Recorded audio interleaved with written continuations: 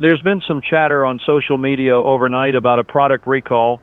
Nutrivance Corporation, the health beverage company, they've issued a voluntary recall on their new probiotic drink line. The one they launched about 6 weeks ago, Revitaflora, I think it's called. Emily's got the details here. According to the statement released around 3 this morning, certain batches may have experienced temperature control issues during distribution. They're asking consumers to check lot numbers on the bottom of bottles. The company says there's no immediate health risk, but they're recalling out of an abundance of caution. Traffic is moving smoothly on the interstate. No major delays reported. The usual slowdown near the Harrison Street exit, but nothing out of the ordinary.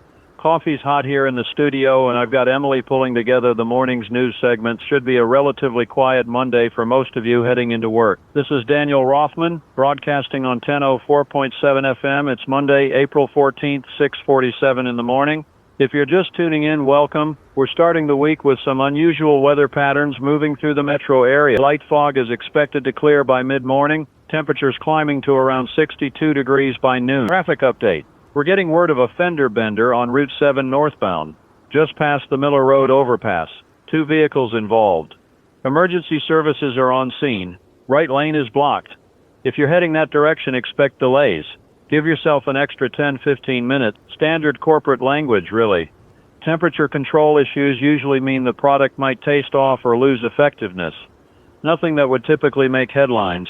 But it's worth mentioning if you've got some of these bottles at home. The lot numbers are being posted on Nutrivance's website. I'll have Emily read those out in a bit. The probiotic drink market has exploded in the last few years.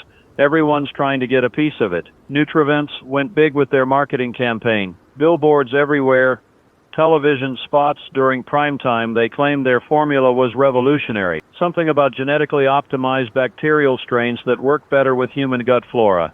I'm not a scientist, so I can't speak to the validity, but they certainly invested heavily in the launch. It's interesting timing. Nutrivance stock was doing well. The Revitaflora line was being called a game changer in the industry.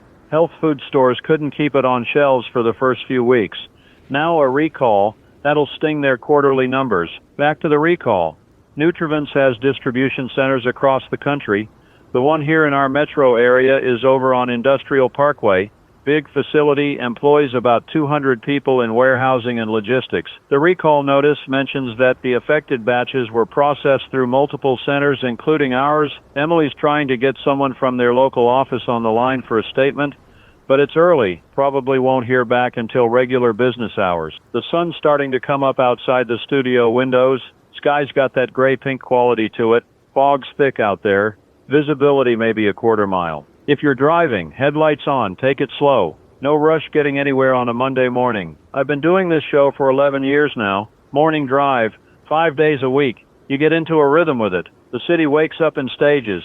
First the early shift workers, the bakers, the warehouse crews, the hospital staff changing over. Then the construction workers, the retail managers opening their stores. By 8, everyone's moving. It's like watching a machine come to life, piece by piece. Emily just handed me an update. The Nutrivance recall affects lot numbers N70743 through N7891. That's a pretty wide range. If you purchased Revitaflora probiotic drinks in the last 3 weeks, check your bottles. The lot number is printed on the bottom in small text near the barcode. Nutrivance is offering full refunds at the point of purchase or through their customer service line. Weather forecast for the rest of the week looks decent. Newsday might bring some rain in the afternoon. Wednesday through Friday should be clear. Temperatures gradually warming. Spring is finally settling in properly. The park should be beautiful this weekend if you're planning to get outside. There's a city council meeting scheduled for tomorrow evening. On the agenda, proposed changes to the downtown parking ordinances and a discussion about funding for the public library system. If you're interested in local governance, the meeting starts at 7 p.m. in the municipal building. Public comments are welcome. Sports update. Our local college basketball team made it to the regional finals over the weekend. Lost by 4 points in the closing minutes. Disappointing end to what was otherwise a solid season. The players gave it everything they had. Sometimes that's how it goes. Emily's monitoring police scanner traffic. Nothing unusual coming through. A couple of traffic stops. A reported break-in at a convenience store on the east side, but officers are handling it. Quiet morning for emergency services so far. I'm looking at the news wires here. International markets opened mixed overnight. European stocks mostly flat. Asian markets closed slightly down. Oil prices holding steady. The economic indicators don't suggest anything dramatic on the horizon, just the usual fluctuations. There's a story out of Washington about new FDA guidelines for genetically modified food products. The regulations are being updated to account for advances in biotechnology. Public comment period opens next month. It's technical stuff, but it affects what ends up on grocery store shelves. Consumer advocacy groups are already preparing their positions, some arguing for stricter labeling requirements, others saying the current system is adequate. The Nutrivance recall fits into that broader conversation about food safety and genetic modification. Their marketing materials emphasize that their bacterial strains were specifically engineered for optimal human health benefits. Whether that's true or just advertising copy, I can't say. But when you start modifying organisms at the genetic level, there's always a question of long-term effects. The science is complex. The regulatory framework tries to keep pace, but technology moves fast. Traffic on Route 7 is clearing up. The fender bender has been moved to the shoulder. Tow trucks are handling the vehicles. Traffic flowing normally again. The morning commute is picking up volume now. Interstate showing some congestion near downtown exits, but nothing out of the ordinary for this time of day. Let me read you this. Email just came in from a listener. Name's Patricia. She says she bought 3 bottles of the Revita Flora drink last week at her local supermarket. Checked the lot numbers and 2 of them are on the recall list. She's asking if she should be concerned since she already drank 1 bottle. Patricia, based on what Nutrivance is saying, there's no health risk. The recall is precautionary due to possible temperature issues during storage. If you're not experiencing any symptoms, you're probably fine. But if you're worried, contact your doctor. That's always the safest route with these things. The fog is starting to lift a bit. I can see farther down the street now. Traffic lights blinking through the haze. A few pedestrians walking dogs. The coffee shop across from the station has its lights on. They open at 6. I can see people inside getting their morning caffeine. Music break coming up. When we return, I'll have the full weather forecast, more traffic updates, and Emily should have the complete list of store locations accepting returns for the Nutrivance recall. You're listening to 104.7 FM. This is Daniel Rothman. Stay with us. We're back. It's 7:14 a.m. Daniel Rothman with you on 104. The morning commute is in full swing now. Traffic volume is heavy on all major routes into downtown, but everything's moving. No accidents to report at the moment. Weather conditions improving as the fog continues to dissipate. Should be clear skies by 8 o'clock. Emily's been going through the Nutrivance recall information. Major pharmacy chains are accepting returns, supermarket chains as well. Basically anywhere you might have purchased the product. Keep your receipt if you have it, but most places are being flexible given the recall circumstances. The company is taking this seriously from a customer service standpoint, whatever the underlying issue might be. I want to circle back to something I mentioned earlier, the Nutrivance Distribution Center on Industrial Parkway. Emily made some calls during the music break. The facility appears to be operating normally this morning. Trucks in and out, no unusual activity visible from the street. She spoke briefly with someone in the shipping department who said they received notice of the recall overnight and are pulling affected inventory. Standard procedure for this type of situation. The worker Emily spoke with mentioned that there was some kind of incident at the facility over the weekend. He didn't have details, just that there were emergency vehicles there Saturday evening. Could be unrelated to the recall. Industrial facilities have all sorts of issues. Equipment malfunctions, minor injuries, that sort of thing. But the timing is interesting. Let me be clear, I'm not suggesting anything nefarious, just noting the coincidence. A recall gets announced early Monday morning. There was apparently some kind of emergency at the local distribution center Saturday evening. Could be completely separate event. Correlation doesn't equal causation, as they say. Traffic update. Slow down on the interstate near the Grand Avenue exit. Looks like volume related, not an accident. Give yourself extra time if you're heading that way. Alternative routes would be Madison Street or the old highway, though those will probably be backed up too as people divert. The news cycle moves fast these days. By tomorrow, the Nutrivance recall will probably be buried under other stories. That's how it works. Something captures attention for a few hours, then something else takes its place. But for the people directly affected, for the workers at the distribution centers, for the consumers who bought the product, it remains relevant. Context matters. I'm seeing some social media posts from people who work at the Nutrivance facility. One person, username PalletJockey217, posted about 12 hours ago that their shift was sent home early Saturday night. They said something about a contamination scare in one of the storage sections. Hazmat protocols initiated. Again, this is secondhand information from social media, so take it with appropriate skepticism. But it adds a data point. I'm going to try to get someone from the company on the phone. Emily's working on it. We'll see if anyone's available to provide clarification. In the meantime, I want to stress that we're simply reporting what information is publicly available. We're not making claims about what happened or didn't happen at the facility. Emily's pulling up more posts. There's a few from different users, all claiming to work at the facility or know someone who does. References to workers getting sick. One post mentions seizures. Another talks about a lockdown that lasted several hours. The posts are vague and there's no official confirmation of any of this.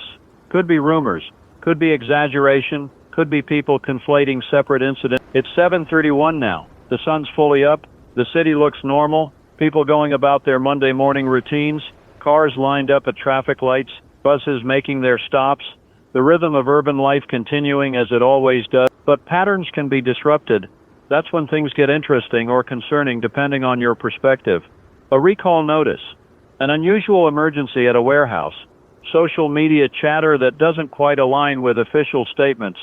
These are small disruptions, probably nothing, but they catch your attention because they break the expected pattern. There's comfort in routine, isn't there? The predictability of it. You know that Monday morning will look a certain way. The same traffic patterns, the same coffee shop line, the same radio voice talking you through your commute. Humans are pattern-seeking creatures. We find security in repetition. Emily just handed me a note. She got through to Nutrivant's corporate communications. They're issuing a statement at 9 a.m. They'll send it to us as soon as it's released. That's 2 hours from now. Gives them time to coordinate their message. Corporate Crisis Management 101. Control the narrative. Traffic's easing up slightly. The worst of the morning rush is probably behind us for the downtown corridor. Suburban routes will stay busy for another hour or so as schools start their day. Let me read another email. This one's from Trevor. He works night security at an office building near the Nutrivant's distribution center. He says he saw multiple ambulances at the facility Saturday night around 10 p.m. Counted at least 5 emergency vehicles. Police cars too. The area was cordoned off. He couldn't see what was happening inside, but the response seemed significant. Trevor's asking if we know anything about it. I'm not being cynical. That's literally how it works. When a company faces a potential PR problem, they gather information, consult with legal, prepare a statement that addresses concerns without admitting liability. It's a dance. Sometimes the statement answers questions, sometimes it raises more. Trevor, we don't have official information about Saturday night's incident. We're trying to get details.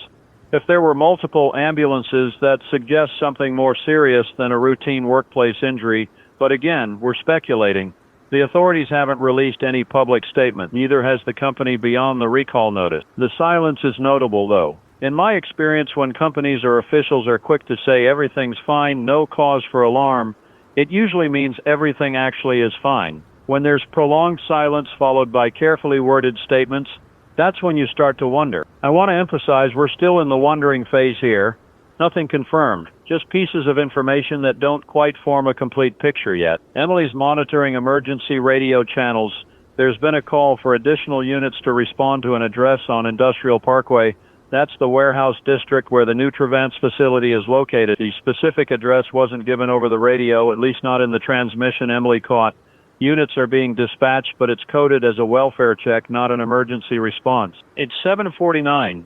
Weather's cleared up nicely. Temperature is 56 degrees.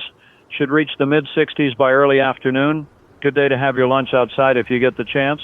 The downtown park area should be pleasant. A welfare check usually means someone called in concerned about a person who hasn't been heard from, or it could be a security issue. It's fairly routine.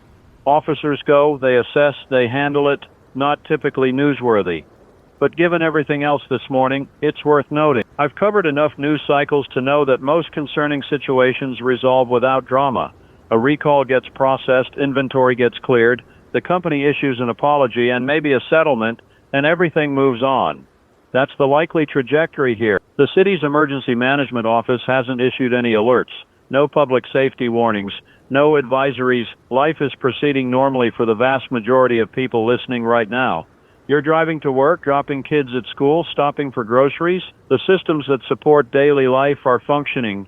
That's important to remember. Context and proportion. Yes, there's a product recall. Yes, there was apparently some incident at a warehouse over the weekend. Yes, there's increased emergency service activity in that area this morning.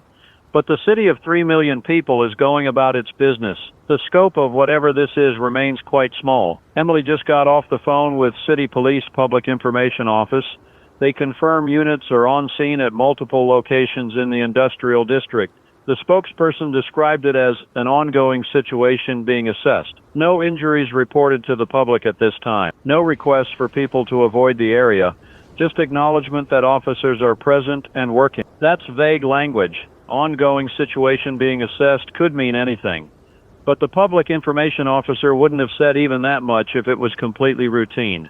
They would have just said officers are conducting normal business or declined to comment. Traffic update. We're getting reports of unusual congestion on Industrial Parkway itself.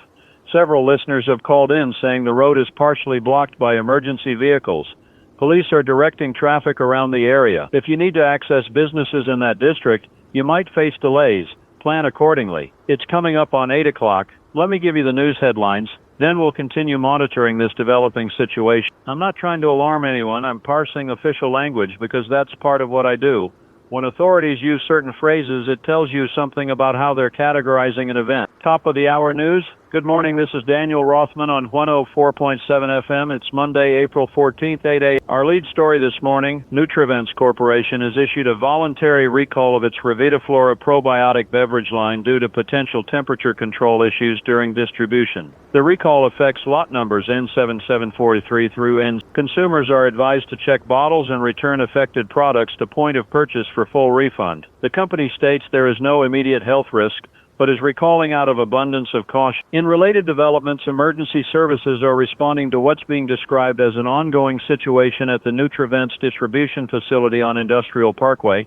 Police and fire units are on scene. Authorities have not released details but confirm they are assessing the situation. Industrial Parkway is experiencing traffic delays due to emergency vehicle presence. In other news, the City Council will meet tomorrow evening to discuss downtown parking ordinances and library funding. The meeting begins at 7 p.m. in the Municipal Building. That's your 8 o'clock news update. Stay tuned for continuing coverage as information becomes available. Traffic is heavy, but moving on major routes. Industrial Parkway remains partially blocked by emergency response activity. Seek alternate routes if possible. Weather today calls for clearing skies, temperatures reaching the mid-60s. Fog has dissipated from the morning commute. Expect pleasant spring conditions through the afternoon. I want to bring in some context about probiotic products generally. These are beverages or supplements containing live bacteria. Beneficial bacteria, supposedly. The idea is they help balance your digestive system. The science supports that certain bacterial strains do have health benefits, but you're essentially consuming living organisms. If those organisms are compromised or if they're the wrong strains or if they've mutated in some way, there could be health effects. We're back. Emily's been monitoring multiple scanner frequencies. There's a lot of radio chatter between units, medical terminology that I'm not qualified to interpret, but she's catching phrases like multiple patients, containment protocols, and requesting additional medical transport. The language suggests something more complex than a simple workplace accident. Containment protocols would indicate either a hazmat situation or possibly a biohazard concern.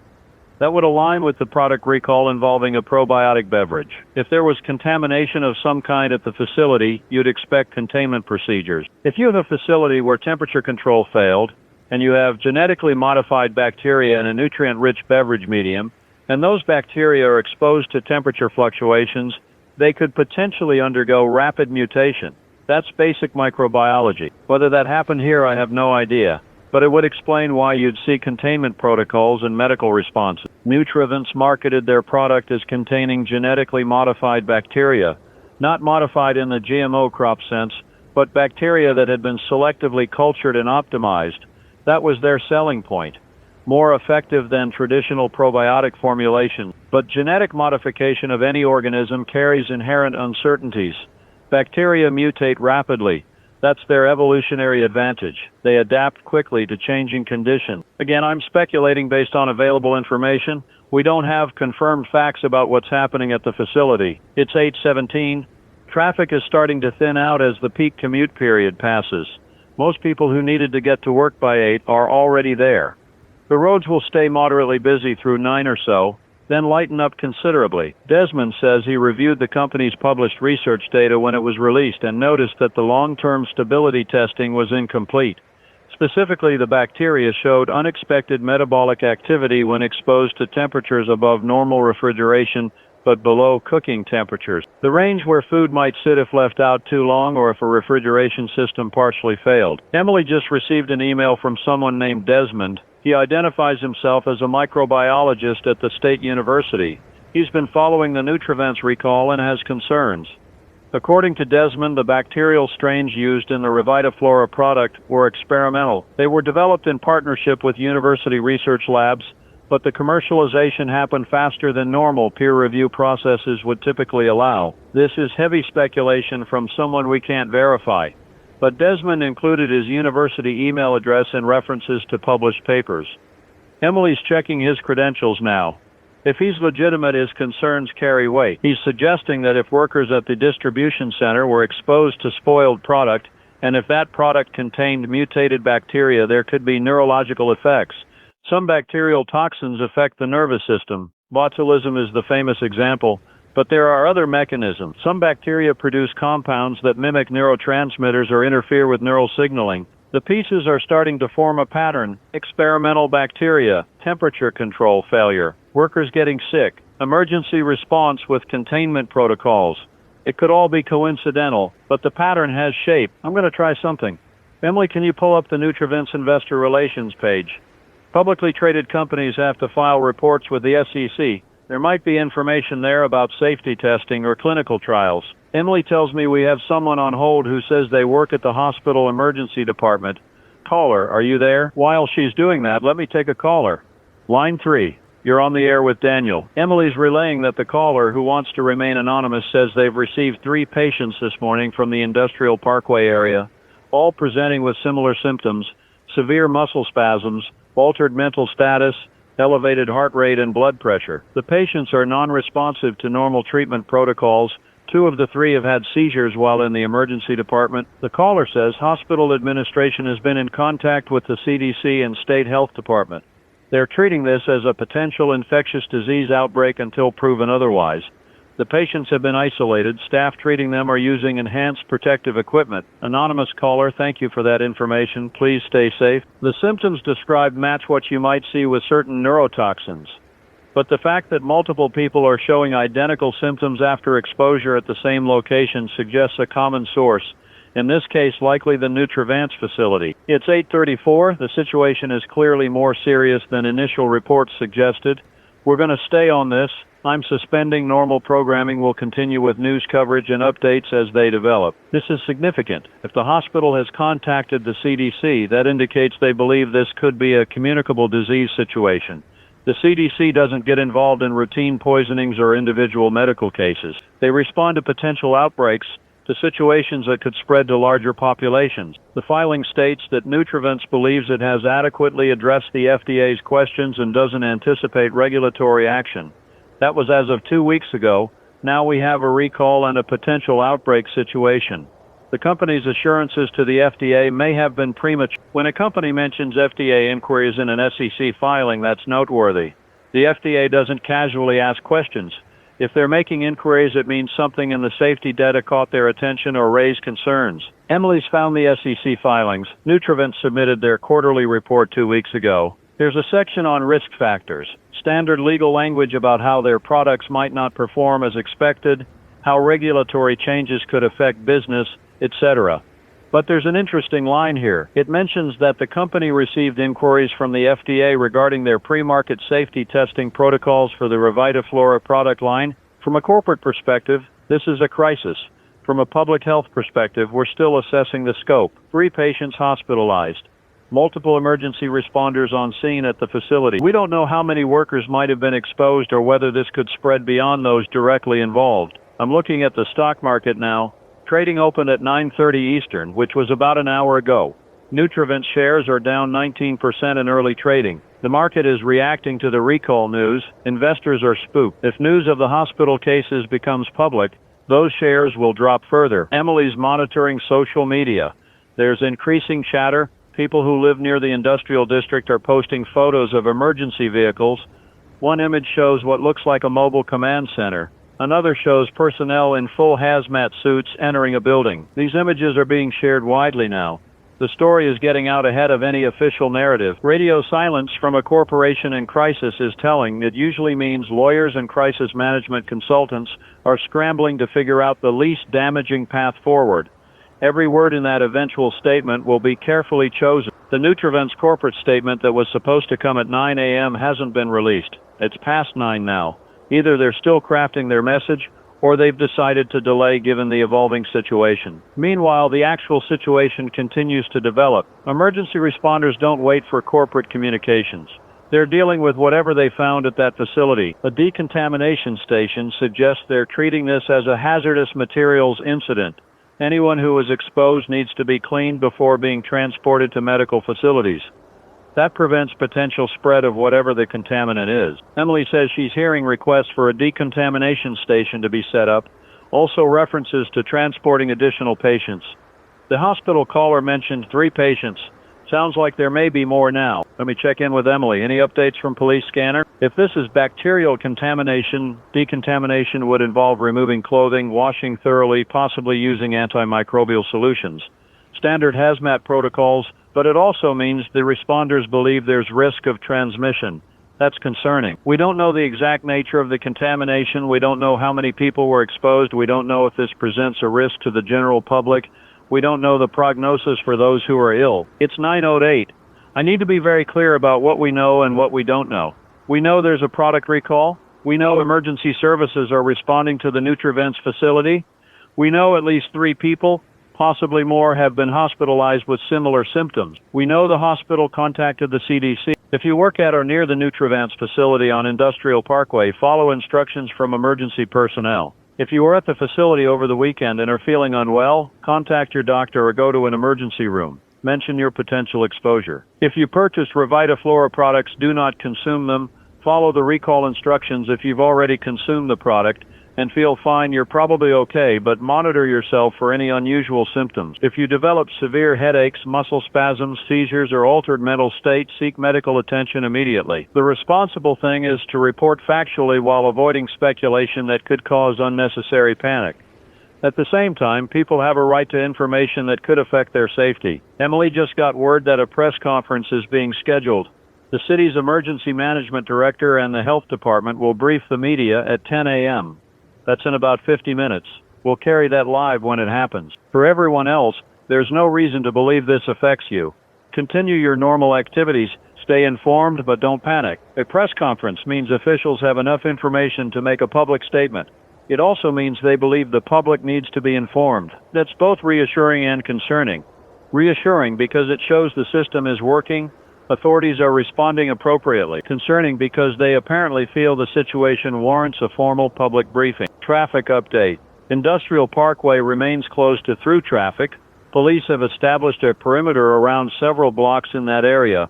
Businesses in the affected zone have been asked to close for the day. Workers are being told to go home or to alternate locations if their companies have them. I'm trying to maintain perspective here. Yes, this is serious. Yes, it's developing rapidly. But we're talking about an area of maybe 10 square blocks in a city of 3 million. The vast majority of you are nowhere near the affected area and face no direct risk. That's a significant step. Closing businesses and clearing an area suggests they're expanding the safety perimeter. They want fewer people potentially exposed to whatever the hazard is. However, if this is a bacterial contamination issue and if those bacteria can spread person to person, then the calculus changes. That's why the CDC is involved. They're experts in tracking and containing outbreaks. The concerning outbreaks are the ones that spread before they're identified, or the ones involving pathogens with long incubation periods or that are highly contagious. Nothing we've seen so far suggests this fits those categories. The symptoms appear to manifest quickly after exposure, which actually makes containment easier. You know who's sick, you know where they were, you can act accordingly. Let me talk about disease outbreaks for a moment. Most outbreaks are contained quickly. You isolate infected individuals, you trace their contacts, you monitor those contacts for symptoms. Modern epidemiology is quite effective. We have systems in place specifically for this scenario. It's 9:23. I've been on the air for nearly 3 hours now. Normally at this point I'd be transitioning to music rotation and taking a break, but we're staying with news coverage. Emily's keeping the coffee coming and pulling information as it becomes available. I want to read you something. This is from the Nutrivents website, specifically their product information page for Revitaflora. It says the beverage contains 3 proprietary bacterial strains, Lactobacillus neurophilus, Bifidobacterium cerebralis, and Streptococcus mentis. Those names are unusual. Standard probiotic products use well-known strains like Lactobacillus acidophilus or Bifidobacterium longum. These names suggest bacteria that affect neurological or mental function. Neurophilus, related to neurons to nerve cells. Cerebralis, related to the cerebrum, the brain. Mentis, related to the mind. These are bacteria specifically engineered to interact with the nervous system. That was their innovation, gut bacteria that could influence neural health, potentially affecting mood, cognition, mental clarity. Emily's waving at me. What do you have? The gut-brain axis is legitimate science. There are documented connections between digestive system bacteria and brain function. But deliberately engineering bacteria to enhance those connections is cutting-edge work. The kind of research that takes years of careful study to ensure safety. If Nutrivents rushed this to market, if they skipped steps or ignored warning signs in their safety data, and if those bacteria mutated into something harmful, then we're looking at a worst-case scenario for this type of biotech product. The aerial view gives you a sense of scale. This is a major response, not a minor incident being handled by a few first responders. This is a full emergency mobilization. She's showing me a news alert. A major news network is reporting on the situation. They're calling it a health crisis at a beverage distribution center. They have aerial footage from a helicopter. I'm watching it on the monitor here. You can see dozens of emergency vehicles, fire trucks, ambulances, police cars. The building is surrounded. There are personnel in protective suits moving in and out. The news network is citing unnamed sources saying there are at least a dozen people showing symptoms, with more potentially exposed. They're reporting that the CDC has dispatched a field team from their Atlanta headquarters. That team would include epidemiologists, microbiologists, public health experts. Emily, do we have any contacts among the first responders who might be willing to talk? When the CDC sends a field team, it means they're treating this as a serious potential outbreak. They don't mobilize resources lightly. It's 9:37. The press conference is scheduled for 10. I expect officials will provide more details then. In the meantime, let me see if we can get anyone from the scene. We have a caller, line 1. Go ahead. She's shaking her head. Everyone's tied up with the response. Understandable. Their priority is dealing with the situation, not talking to media. Let me take calls then. If anyone out there has information, has seen something, knows someone affected, please call in. Our number is on your screen if you're watching the stream, or it's 555. Emily's relaying this. The caller is named Ingrid. She works as an administrative assistant at a medical supply company 2 blocks from the Nutrivents facility. She arrived at work this morning around 7:30. By 8, emergency vehicles were everywhere. She says her boss told everyone to leave, that police were asking businesses to evacuate the area. Ingrid left, but she's worried about her coworker Felix, who was on the early shift, 4 a.m. start time. He was there when the emergency response began. She hasn't been able to reach him on his cell phone. She's asking if we know anything about workers in the area who might have been detained or taken for medical evaluation. Ingrid, I don't have specific information about individuals. If your coworker was in the affected area when the response started, he may have been asked to stay for evaluation. That would explain why he hasn't responded. I wouldn't assume the worst. He's probably fine, just not able to use his phone while being processed through whatever safety protocols they've established. Try to stay calm and keep trying to reach him. Joaquin, were you inside the facility or just at the loading dock? Another caller. Line 2. This is Joaquin. He's a delivery driver. He made a drop-off at the Nutrivents facility Saturday morning. He says the receiving dock workers seemed off. One of them was sweating heavily even though it was cool outside. Another kept rubbing his arms like he was cold. Joaquin didn't think much of it at the time, but now he's wondering if he was exposed to anything. Based on what we know, which isn't everything, the contamination seems to be contained to the facility itself. If you were only briefly at the loading dock and didn't enter the building, your exposure risk is probably minimal. But if you start feeling unwell, especially if you develop the symptoms we've been discussing, get medical attention and mention your visit to the facility. He says just the loading dock. He handed off the delivery, got a signature and left. Total time maybe 5 minutes. It's coming up on 10 o'clock. The press conference should be starting soon. Let me check if we have a feed. Emily's confirming we're connected to the City Hall media briefing room. We'll go live as soon as it begins. Officials are about to brief the media on the situation. We'll take you there live. While we wait, let me recap for anyone just joining us. Nutrivents Corporation, a health beverage company, issued a recall this morning for their probiotic drink line due to temperature control issues. Emergency services have been responding to the company's distribution facility since early this morning. Multiple people have been hospitalized with severe symptoms including seizures and altered mental status. The CDC has been contacted and is sending a field team. A section of the industrial district has been evacuated as a precaution. Director Kirkland is stepping to the podium. All right, we're getting the feed now. I can see the briefing room. There's a podium with city seal. Several officials are taking their seats. I recognize the emergency management director, Thomas Kirkland. Next to him is Dr. Angela Vasquez, the city's health director. A few others I don't immediately recognize, probably CDC representatives and possibly police leadership. He's thanking everyone for coming. He's saying they want to provide an update on the situation at the Nutrivents facility. He's asking for patience as they work through preliminary information. Kirkland is explaining that emergency services received a call at approximately 6:23 this morning. The supervisor at the Nutrivents distribution center reported multiple workers ill with similar symptoms. First responders arrived to find 7 workers experiencing what he's describing as acute medical distress. 7 workers initially. The numbers keep growing. He's saying that upon arrival, additional workers began showing symptoms. The decision was made to evacuate the facility and establish a safety perimeter. Current count is 14 people with confirmed symptoms, all being treated at area hospitals. Approximately 50 additional workers were at the facility and have been isolated for medical evaluation. 14 confirmed sick, 50 potentially exposed. That's a significant exposure event. Dr. Vasquez is describing the symptoms. Patients are presenting with rapid onset neurological effects, tremors, seizures, altered consciousness. Some are displaying what she calls extreme agitation and involuntary muscle contractions. Several patients have been sedated to protect them from harming themselves during seizures. Kirkland is turning it over to Dr. Vasquez for the medical update. She's saying all patients are in critical condition. The medical teams are working to stabilize them, but the symptoms are not responding to standard treatments. They're consulting with toxicology experts and infectious disease specialist. Dr. Vasquez is confirming CDC involvement. She's saying this is being treated as a potential biological contamination event.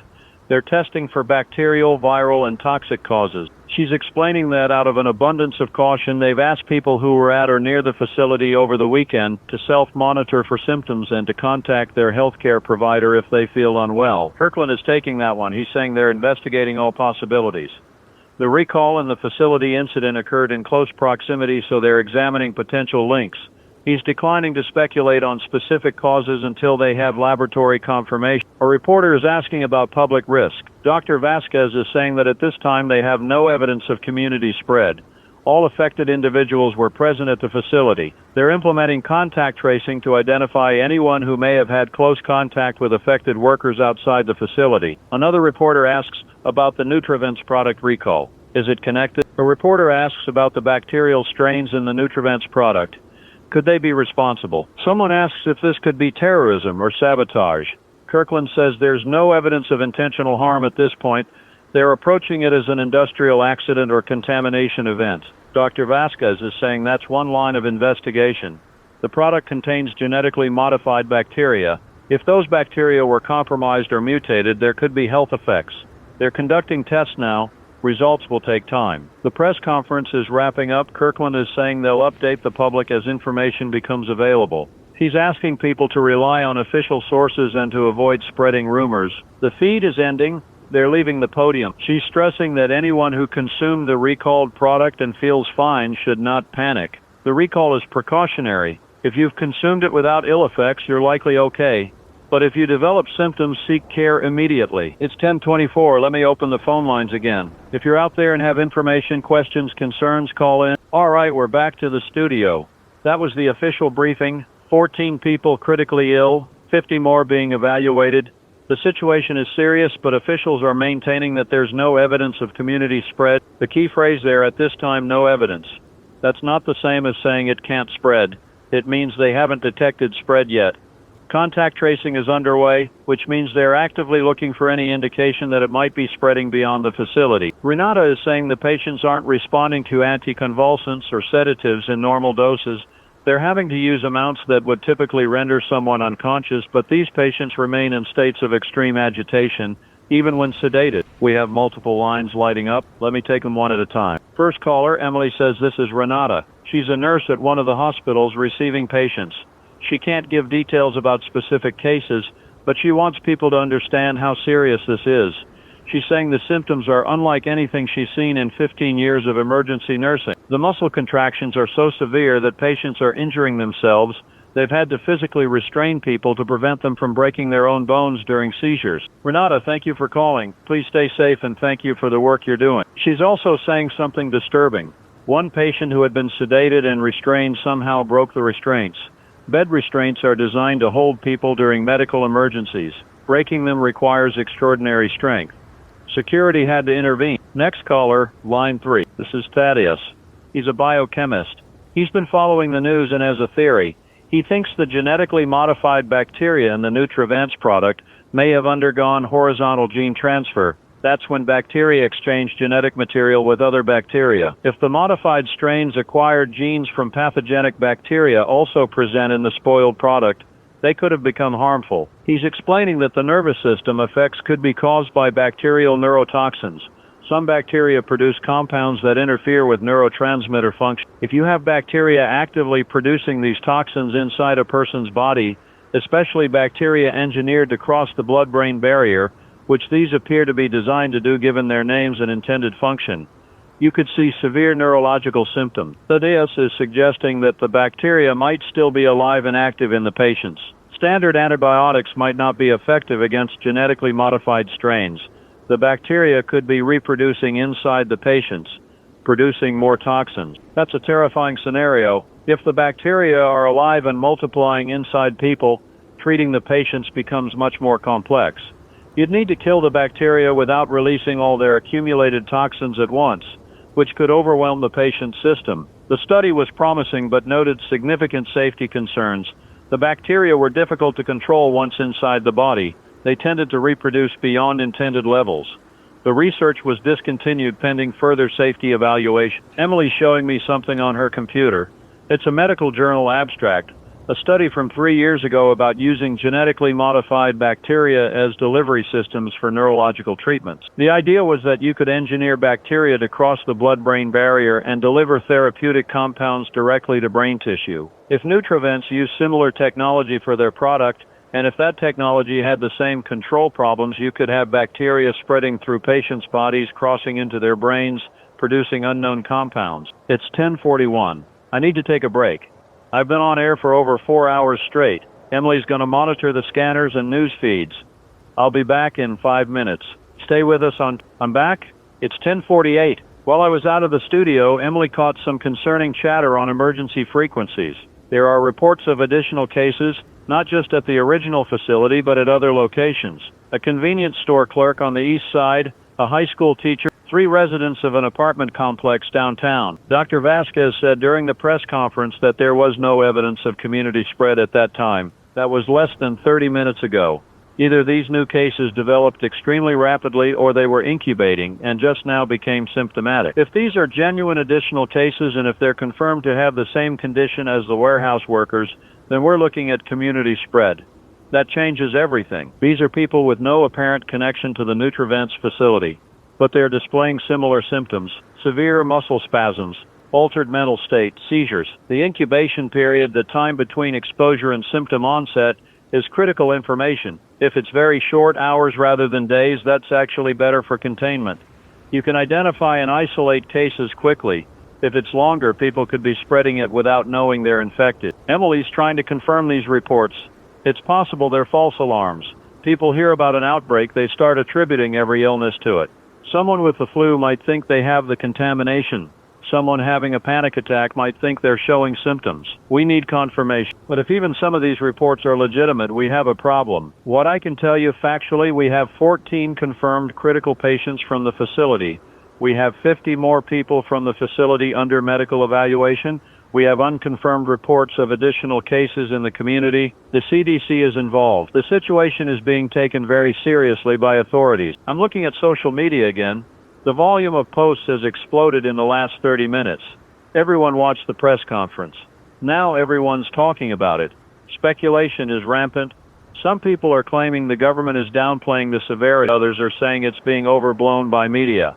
The truth is probably somewhere in between. What I can't tell you, the exact cause, the full extent of exposure, whether it will spread further, what the outcome will be for those affected. It's 10:56. Let me check traffic and weather because life does go on for most people. Traffic is light now, mid-morning lull. Weather is beautiful, sunny, mid-60s. Seems almost surreal to talk about pleasant weather while this is unfolding. Human psychology is interesting. Even in a crisis, we compartmentalize. Most of you listening are probably continuing your day, working, running errands, making lunch plans. And that's appropriate. You can be aware of the situation without being consumed by it. Unless you were at the Nutravents facility or in close contact with someone who was, your immediate risk is low. Continue taking normal precautions. Wash your hands. If you feel sick, stay home. Standard public health advice. A hospital closing its emergency department doesn't happen often. It indicates they're treating this as a mass casualty event. Not in the sense of deaths necessarily, but in the sense of multiple critical patients requiring intensive care simultaneously. Emily just handed me a note. The hospital where Renata works has closed its emergency department to new non-critical patients. They're diverting ambulances to other facilities. That's a significant step. It means they're overwhelmed with the outbreak patients and need to focus resources there. Other area hospitals are being notified to prepare for potential overflow. Medical supply chains are being checked. They want to ensure adequate stocks of sedatives, restraints, monitoring equipment. Let me take another caller. Line 1, you're on. Emily tells me this is Portia. She's calling from home. Her husband works at the Nutravents facility. Third shift. So he was there Saturday night. He came home Sunday morning complaining of a headache and muscle aches. She thought he was just tired from work, but this morning he's worse. He's confused, doesn't recognize her. His hands are shaking uncontrollably. She called 911, and an ambulance is on the way. The healthcare system is mobilizing. That's good. It means we have institutional responses in place. But it also underscores the severity. Portia, you did the right thing calling for help. Make sure the paramedics know your husband works at the Nutravents facility and was there Saturday night. That information is critical for his treatment. Stay with him, try to keep him calm if you can. The medical team will take care of him. Portia's crying now, she's asking if he'll be okay. I can't answer that. I don't know. The doctors will do everything they can. Hang in there. This is the human element of crisis. Behind every case number is a person. Behind every patient is a family worried sick. Portia's husband went to work Saturday night, probably just looking forward to the weekend being over, and now he's critically ill. No warning, no chance to prepare. It's 11:09. I'm seeing news alerts on multiple channels now. This story is going national. Major networks are picking it up. Mysterious illness strikes beverage facility workers. CDC investigates possible outbreak in metro area. Headlines are dramatic, as they tend to be. The attention is a double-edged sword. More awareness means more resources and public pressure to solve the problem. But it also means more panic, more misinformation, more people claiming to have symptoms when they don't. The zombie framing dehumanizes the victims and spreads fear disproportionate to the actual risk. Yes, this is serious. No, it's not a movie scenario. Emily's monitoring social media trends. The Nutravents recall is trending nationally. So is the term zombie bacteria, which is unhelpful. People are making connections to the fact that these are genetically modified bacteria affecting the nervous system and jumping to science fiction conclusions. To be absolutely clear, we are not dealing with zombies. We're dealing with a bacterial contamination that is causing severe neurological symptoms. The patients are human beings suffering from a medical condition. They need treatment and compassion, not sensationalism. I'm getting word that another press briefing is being scheduled for 1 p.m. That's less than 2 hours from now. Authorities must have significant updates to warrant another briefing so soon. In crisis management, you typically want to control the flow of information. Too many updates and you seem panicked.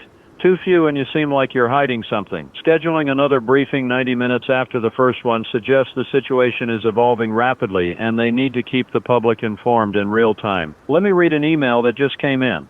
This is from Dr. Kavita Sharma, an infectious disease specialist at the University Medical Center. She's providing some clinical perspective. She's particularly concerned about what she calls post-seizure behavior. Typically after a severe seizure, patients are exhausted and disoriented, but gradually recover baseline function. These patients aren't following that pattern. Even after seizure activity stops, they remain in states of extreme agitation. Some are exhibiting what she describes as predatory behavior, fixating on hospital staff and attempting to bite or scratch them. Biting and scratching. Those are not typical symptoms of neurological illness. Dr. Sharma suggests the bacteria may be affecting the limbic system, the part of the brain responsible for emotion and basic drives.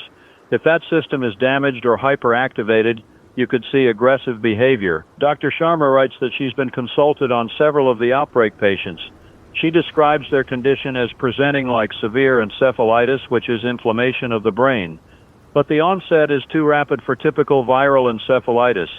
She suspects a bacterial toxin is responsible. It's 11:28. Traffic update. The perimeter around the industrial district has been expanded. Several more blocks are being cleared. Businesses are cooperating.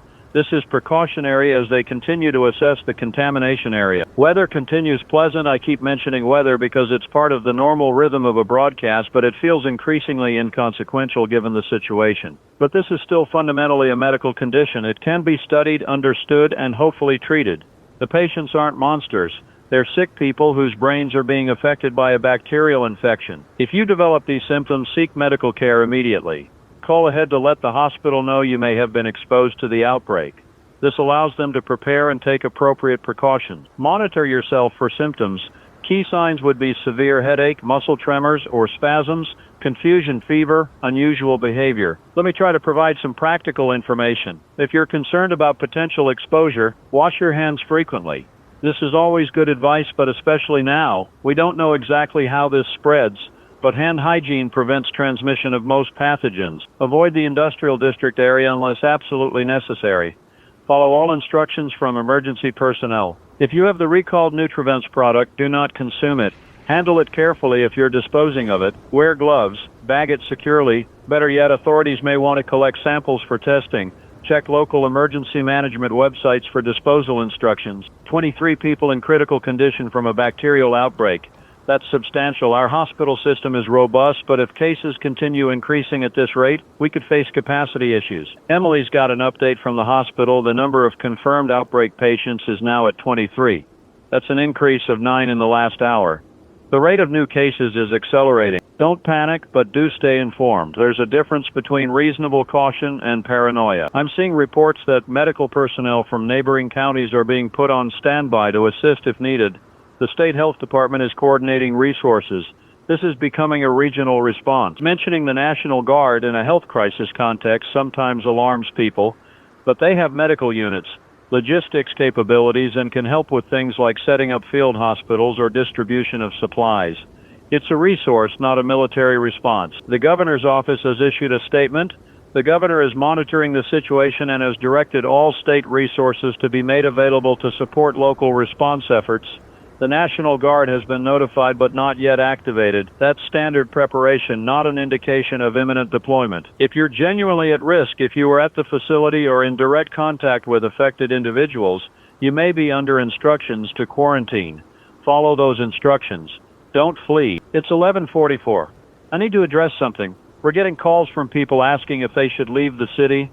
Evacuate. Get away from the outbreak. I understand the impulse, but please think carefully before making that decision. Mass evacuation could actually spread the problem if people who are infected but not yet symptomatic leave and carry the bacteria to other areas. Officials haven't ordered evacuation and almost certainly won't unless the situation deteriorates dramatically. Stay calm, stay informed, follow official guidance. For everyone else, there's no reason to leave. You're safe in your homes, at your workplaces. Life continues. Panic and irrational decisions cause their own problems. Traffic accidents from people rushing to leave. Stores being overwhelmed by panic buying. Families separated because someone decided to drive 3 states away on an impulse. Lucinda, tell your customers that there is no prophylactic treatment recommended at this time. If they haven't been exposed, they don't need medication. If they have been exposed, they should be in contact with medical professionals who will prescribe appropriate treatment. Another caller. Emily says this is Lucinda. She works at a pharmacy. She says they've been inundated with people trying to fill prescriptions for antibiotics. People are demanding medications to protect themselves from the outbreak even though they have no exposure. This is exactly the kind of counterproductive panic response I was just talking about. Taking antibiotics without medical need is harmful. It contributes to antibiotic resistance. It depletes supply that might be needed for people who actually require treatment. I want to acknowledge the challenge of covering a developing situation like this. Information comes in fragments. Some of it's reliable, some isn't. I'm doing my best to verify before reporting, but in a fast-moving crisis, the picture is incomplete. I know you're probably dealing with frightened, angry people. I'm sorry you're in that position, but please, refuse to dispense unnecessary antibiotics. It's the right thing to do. It's 11:58. Almost noon. We're approaching 6 hours of continuous coverage. I'm going to stay on air through the 1 p.m. press briefing and beyond if needed. Normal programming is suspended. If I've said anything that turns out to be inaccurate as we get more information, I apologize. My intent is to keep you informed, not to spread misinformation. At the same time, I have a responsibility to report what we're seeing and hearing, even if it's disturbing or uncertain. You deserve to know what's happening. Emily just showed me footage from a hospital parking lot. News crews are camped outside. Families of patients are arriving, some being turned away because of isolation protocols. It's heartbreaking to watch. People desperate for information about their loved ones being told they can't see them because of contamination risk. But many of the patients aren't coherent. They're sedated or too agitated to safely interact with phones. Their families are left wondering, worrying, imagining the worst. The hospitals are in an impossible position.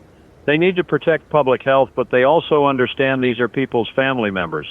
They're trying to facilitate phone calls when possible so families can at least speak to patients who are coherent enough to communicate. It's noon. Let me give you a comprehensive update. 23 confirmed critical patients from the outbreak, all connected to the Nutrivance facility either as workers or close contacts of workers. Symptoms include severe neurological effects, seizures, extreme agitation, altered mental status. Treatment is ongoing but challenging. Standard protocols aren't fully effective. The CDC field team has arrived and is working with local health officials. They're conducting testing to identify the exact pathogen and determine transmission vectors. Approximately 80 people total from the facility are under medical observation, some showing mild symptoms, others asymptomatic but monitored as a precaution. The section of the industrial district remains evacuated. The perimeter may expand as the investigation continues. There have been scattered reports of similar symptoms in people without direct facility connection, but these are unconfirmed.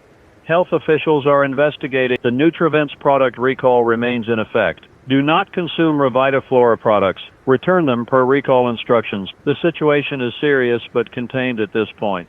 Authorities are responding appropriately. The public should remain calm and follow official guidance. A press briefing is scheduled for 1 p.m. We'll carry it live. That's your midday update. Let me take a brief pause, then we'll continue. The memo is from Nutrivance's Quality Control Director to senior management. It describes anomalies observed in samples from the production facility, specifically bacterial cultures showing unexpected growth patterns and morphological changes when exposed to temperature variations. I'm back at 12:14. While I was away from the microphone, Emily pulled up some concerning information. She found an internal memo from Nutrivance leaked to a business news site about an hour ago. The memo is dated 3 weeks ago, well before the recall. The Quality Control Director recommended halting production and conducting thorough safety reviews. According to the memo, senior management declined. They cited contract obligations and revenue targets. They instructed quality control to continue monitoring but to maintain production schedules. 3 weeks later, we have an outbreak. But more immediately, it helps explain what happened. The bacteria mutated. Quality control saw it happening. Management ignored the warnings. The mutated bacteria ended up in products, in a warehouse, exposed workers, and here we are. This is going to have legal implications.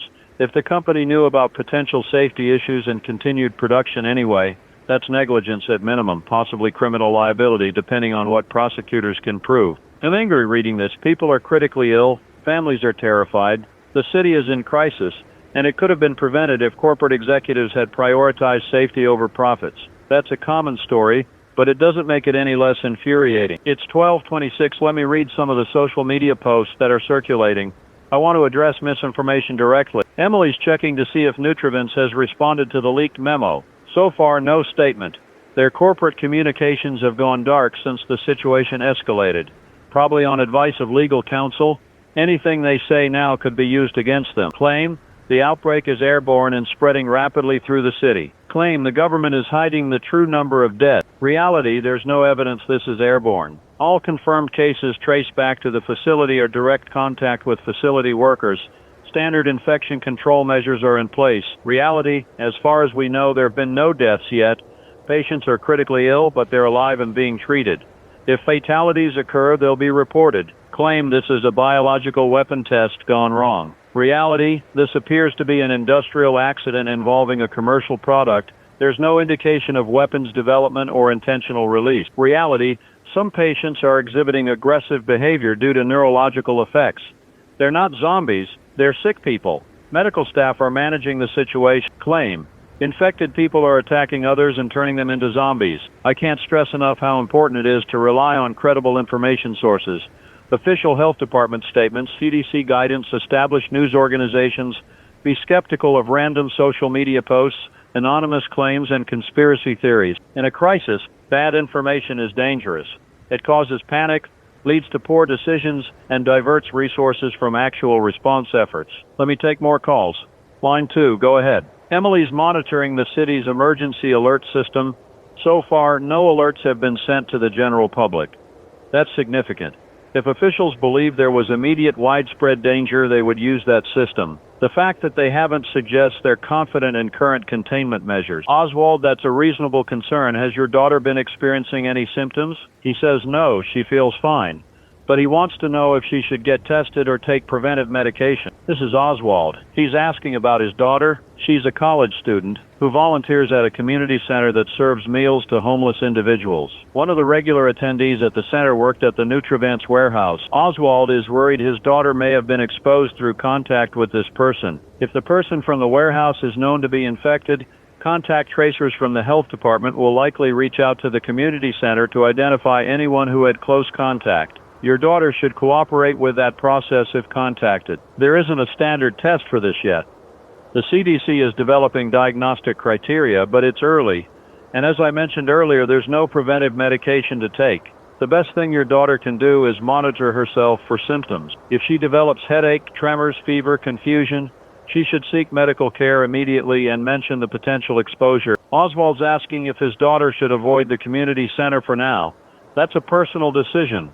If she's concerned about exposure, staying away temporarily might give her peace of mind. But if she's not showing symptoms and hasn't been in direct contact with confirmed cases, she's probably at low risk. It's 12:41, 19 minutes until the press briefing. Let me see what else is developing. The stock market is reacting. Nutrivance shares have been halted from trading due to volatility. They were down over 40% before the halt. The company's market value has collapsed. Investors are fleeing. Other companies in the probiotic and health beverage sector are also seeing stock declines. Guilt by association. People are questioning the safety of the entire product category. But that's a secondary concern right now. The immediate priority is the health crisis. This will have economic ripple effects. Nutrivance employs thousands of people across the country. Suppliers, distributors, retailers, all connected to their business. A company collapse would impact many livelihoods. I'm seeing reports that the FDA has ordered all Nutrivance products pulled from shelves nationally, not just the Revitaflora line.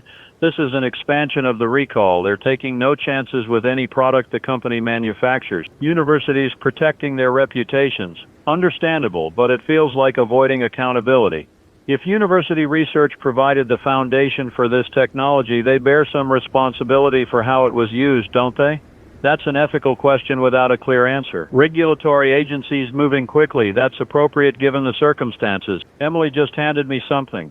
A statement from the university where some of the bacterial research was conducted. They're distancing themselves from Nutrivance. The statement says the university provided basic research on probiotic bacteria years ago, but Nutrivance took that research in directions the university scientists did not approve or participate in. They're emphasizing that the commercial product is solely Nutrivance's responsibility. It's 12:53, 7 minutes until the briefing. Let me prepare you for what we might hear. They'll probably announce expanded containment measures, possibly a wider evacuation zone, maybe quarantine recommendations for certain groups. I expect officials will provide updated case numbers. We were at 23 confirmed critical patients. That number has likely grown. The CDC field team will likely present preliminary findings. They may have identified the specific bacterial strain responsible, though full analysis takes time. There will be questions about community spread. That's the big concern. If this is moving beyond the facility workers and their immediate contacts, we're in a different phase. Officials will try to balance honesty about the severity with reassurance that the situation is being managed. That's a difficult balance in a crisis like this. They'll emphasize what the public should do, expect recommendations to stay home if possible, avoid large gatherings, maintain good hygiene, probably stopping short of a full lockdown but moving in that direction if spread is confirmed. We'll see. The briefing is about to start. Here we go. The feed is live, same briefing room as before. More people at the table this time. I see Director Kirkland again, Dr. Vasquez, and several others in CDC jackets. There's also someone in a military uniform. That's confirmed critical cases are now at 41. That's nearly double from this morning. 83 people total are hospitalized with varying degrees of symptoms. 212 people are under medical observation. Director Kirkland is starting. He thanks everyone for returning. He says the situation has evolved significantly in the past 3 hours. 41 critical. The numbers are accelerating faster than hospital capacity can easily handle. Kirkland is introducing Colonel Harris from the National Guard. The Guard is being activated to assist with logistics and security. They'll help establish field medical facilities and maintain order as needed. Dr. Vasquez is taking over. She's explaining that they've identified the pathogen. It's a mutated strain of the Lactobacillus neurophilus bacteria from the Nutravance product. The mutation has altered the bacteria's behavior. Instead of providing health benefits, it produces a neurotoxin that affects brain function. Order. That word is telling. Are they anticipating civil unrest or just being prepared? Dr. Vasquez is saying they're working on treatment protocols. Antibiotics can kill the bacteria, but delivering them to the brain is challenging. The blood-brain barrier that allowed the bacteria and also makes it hard to get medication to the brain damage. Permanent brain damage. That's a devastating prognosis for the patient. She's describing the mechanism. The bacteria cross the blood-brain barrier, which they were designed to do. Once in the brain, they reproduce rapidly and secrete compounds that overstimulate neural activity. This causes the seizures and agitation. In some cases, the bacterial presence is causing actual tissue damage to parts of the brain responsible for impulse control and higher reasoning. Some patients are showing improvement with aggressive antibiotic therapy. Others are not responding. The variation seems to depend on how long the bacteria have been in the system and how extensively they've colonized brain tissue. A reporter asks about mortality. Has anyone died? Dr. Vasquez hesitates. She says 3 patients have died in the past 2 hours, multiple organ failure secondary to seizure activity. The death toll is 3. Kirkland is speaking again. He's talking about containment. The challenge is that some infected individuals were asymptomatic for a period before symptoms manifested. During that time, they may have been in contact with others. Contact tracing is underway, but it's complex. 3 families just lost loved ones. 3 people who went to work got exposed to contaminated bacteria and died within hours or days. It's staggering. The room goes quiet. You can hear it in the feed. Self-quarantine. That's going to affect thousands of people. Businesses in that area, workers, delivery drivers, anyone who passed through. He's recommending that anyone who was in the industrial district over the weekend, even briefly, should self-quarantine at home for 72 hours. Monitor for symptoms. If you develop any concerning signs, call for medical assistance immediately. A reporter asks if this is a quarantine order or a recommendation.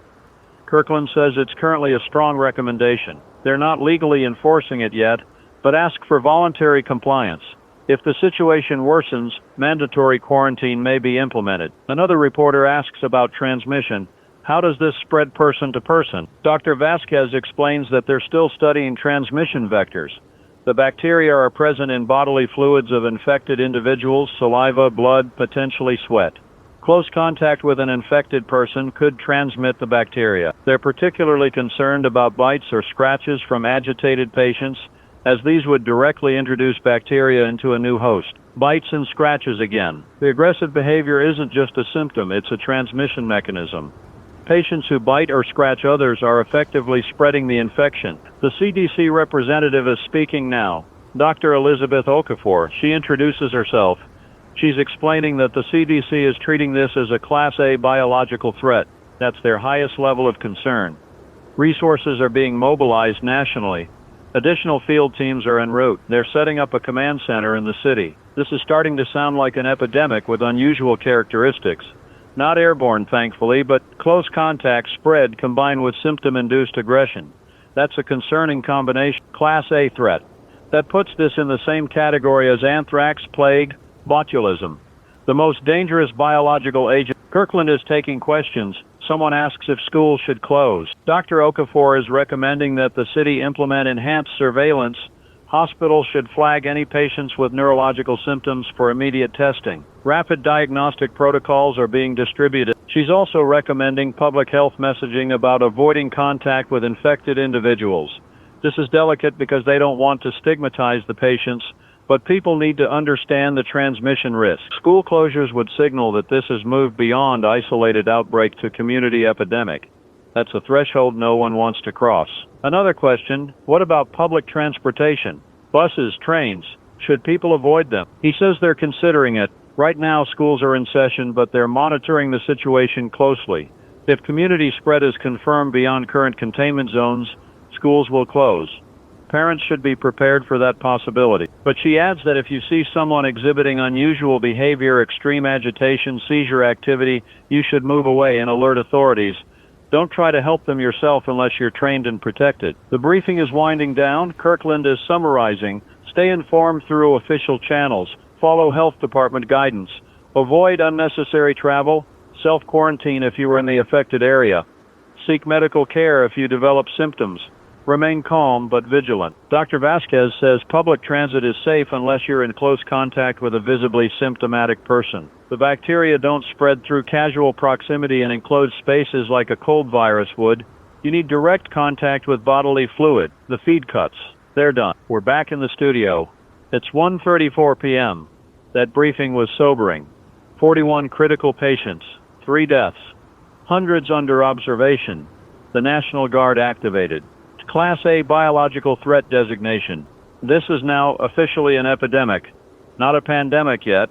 It's contained to our city, but the scale and severity meet epidemic criteria. Let me talk practically. If you're being asked to self-quarantine, that means staying home. Don't go to work, don't run errands, don't have visitors.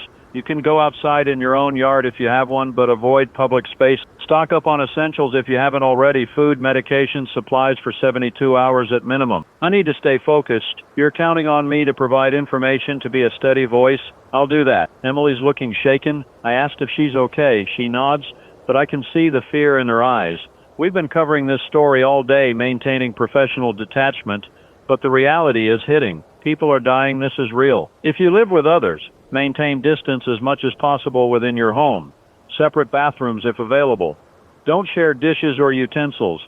Wash hands frequently. Monitor each person for symptoms separately. If you develop symptoms during quarantine, don't just show up at a hospital. Call ahead. They need to prepare for your arrival. Wear a mask if you have one. Cover your mouth when coughing. These are basic infection control practices. For those of you not under quarantine, life can continue, but with caution. Avoid crowded places if possible. Practice good hygiene. Stay in. Schools are watching this closely. If they close, parents need child care plans. Many people can't work from home or can't work at all if they're watching children. This has cascading effect. It's 1:49. I'm seeing news that several major employers in the city are sending workers home. Tech companies, financial firms, any business that can operate remotely is doing so. Downtown is emptying out. Businesses are going to start making decisions about operations. Some will close voluntarily, others will remain open. That's going to create economic strain, but health has to come first. The highways are getting congested, people leaving work early, some probably leaving the city despite recommendations not to. Panic, drive. She's pulling it up. The interstate is jammed. Outbound lanes are parking lots. Inbound is clear. Everyone's trying to leave. Emily, can you check highway cameras? Let's see how bad traffic is. This is exactly what officials were hoping to avoid. Mass exodus could spread the infection. People who are in early stages, not yet symptomatic, getting in cars and driving to other cities, other states, they'll bring the bacteria with them. If you're in your car right now trying to leave the city, please reconsider. If you've been exposed, you could be spreading this to your destination. If you haven't been exposed, you're safe where you are. Fleeing doesn't help. There's no way to stop it short of roadblocks, which would cause its own problems. All we can do is urge people to think about the consequences. It's 2:02. Let me take calls. Maybe hearing from each other will help. I know fear is powerful. The instinct to run is natural.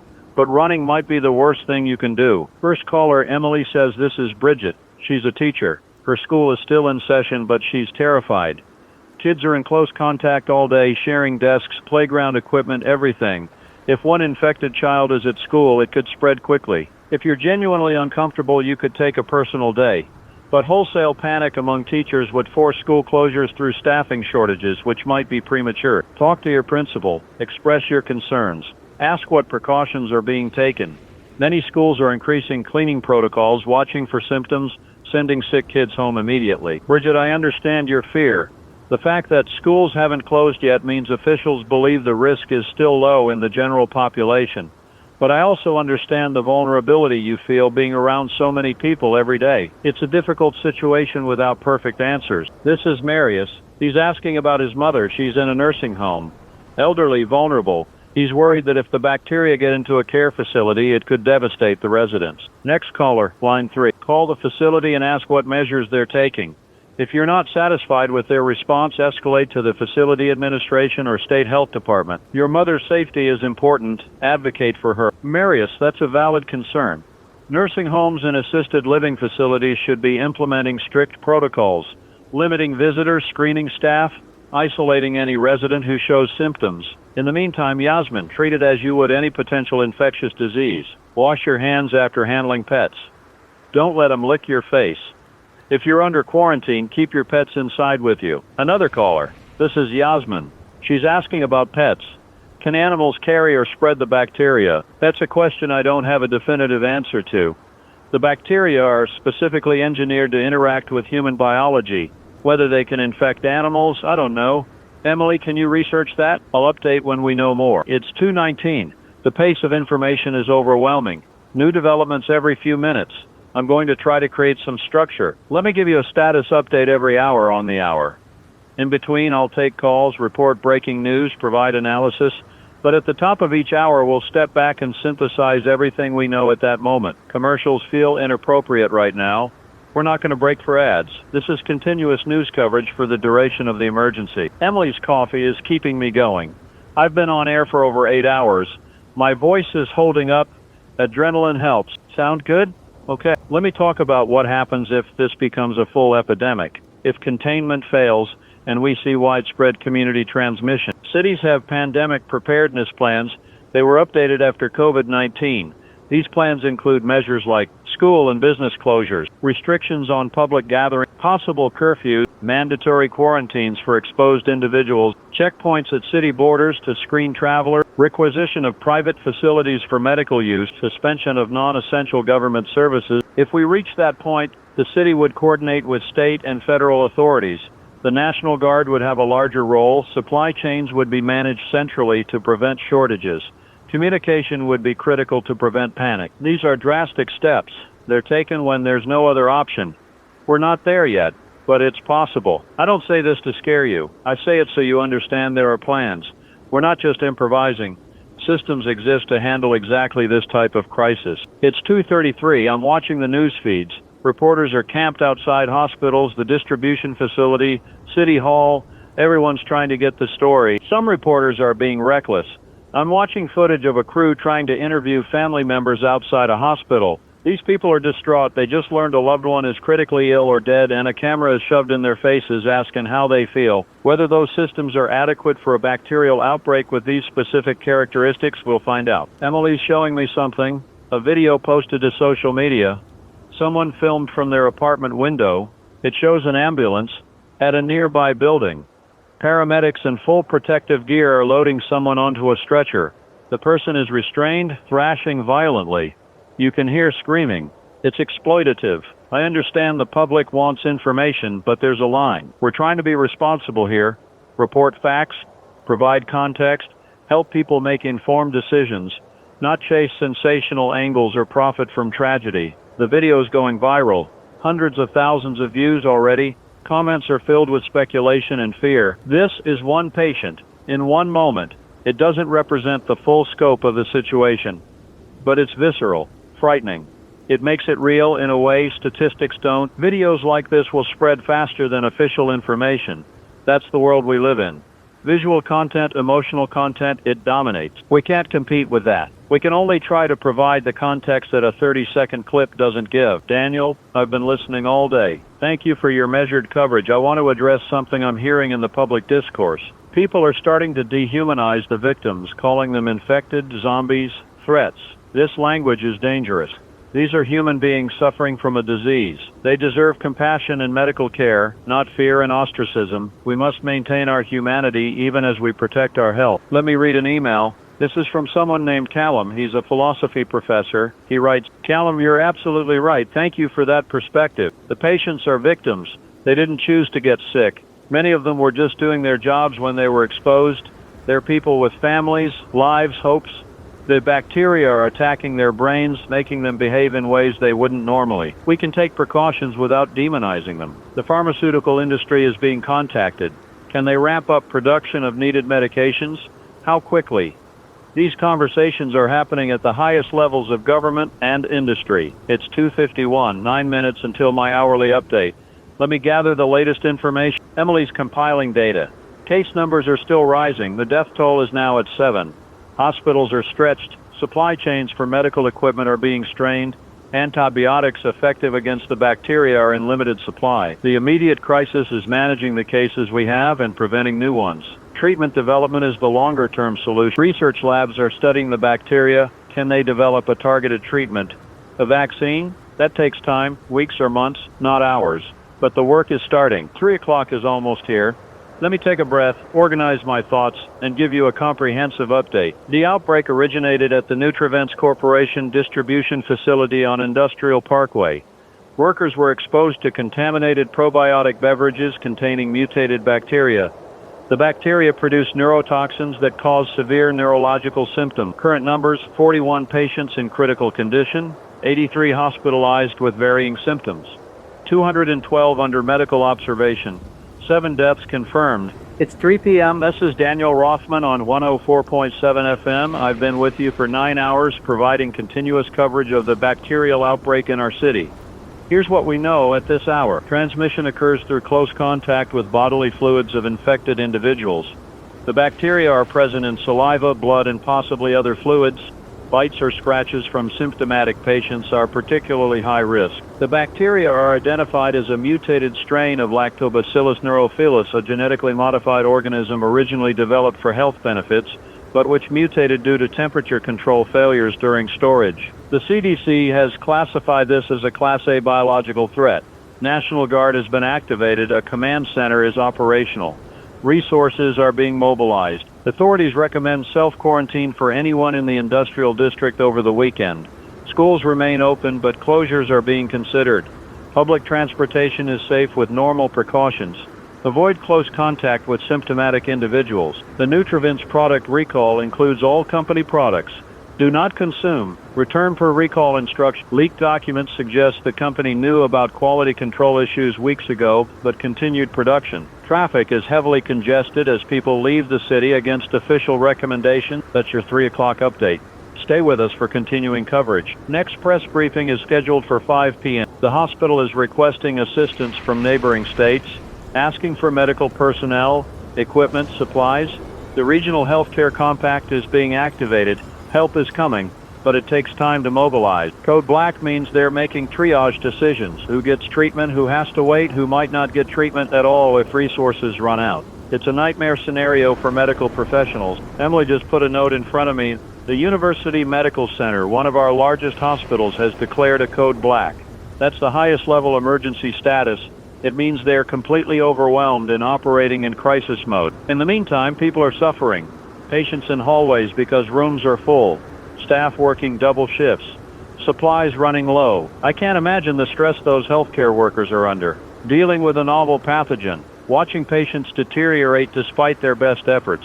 Putting themselves at risk of exposure. They're heroes. It's 3:17. Let me address a question that's come up repeatedly. Should you arm yourself for protection? This is not helpful. The patients are in hospitals, restrained and under care. They're not roaming the streets.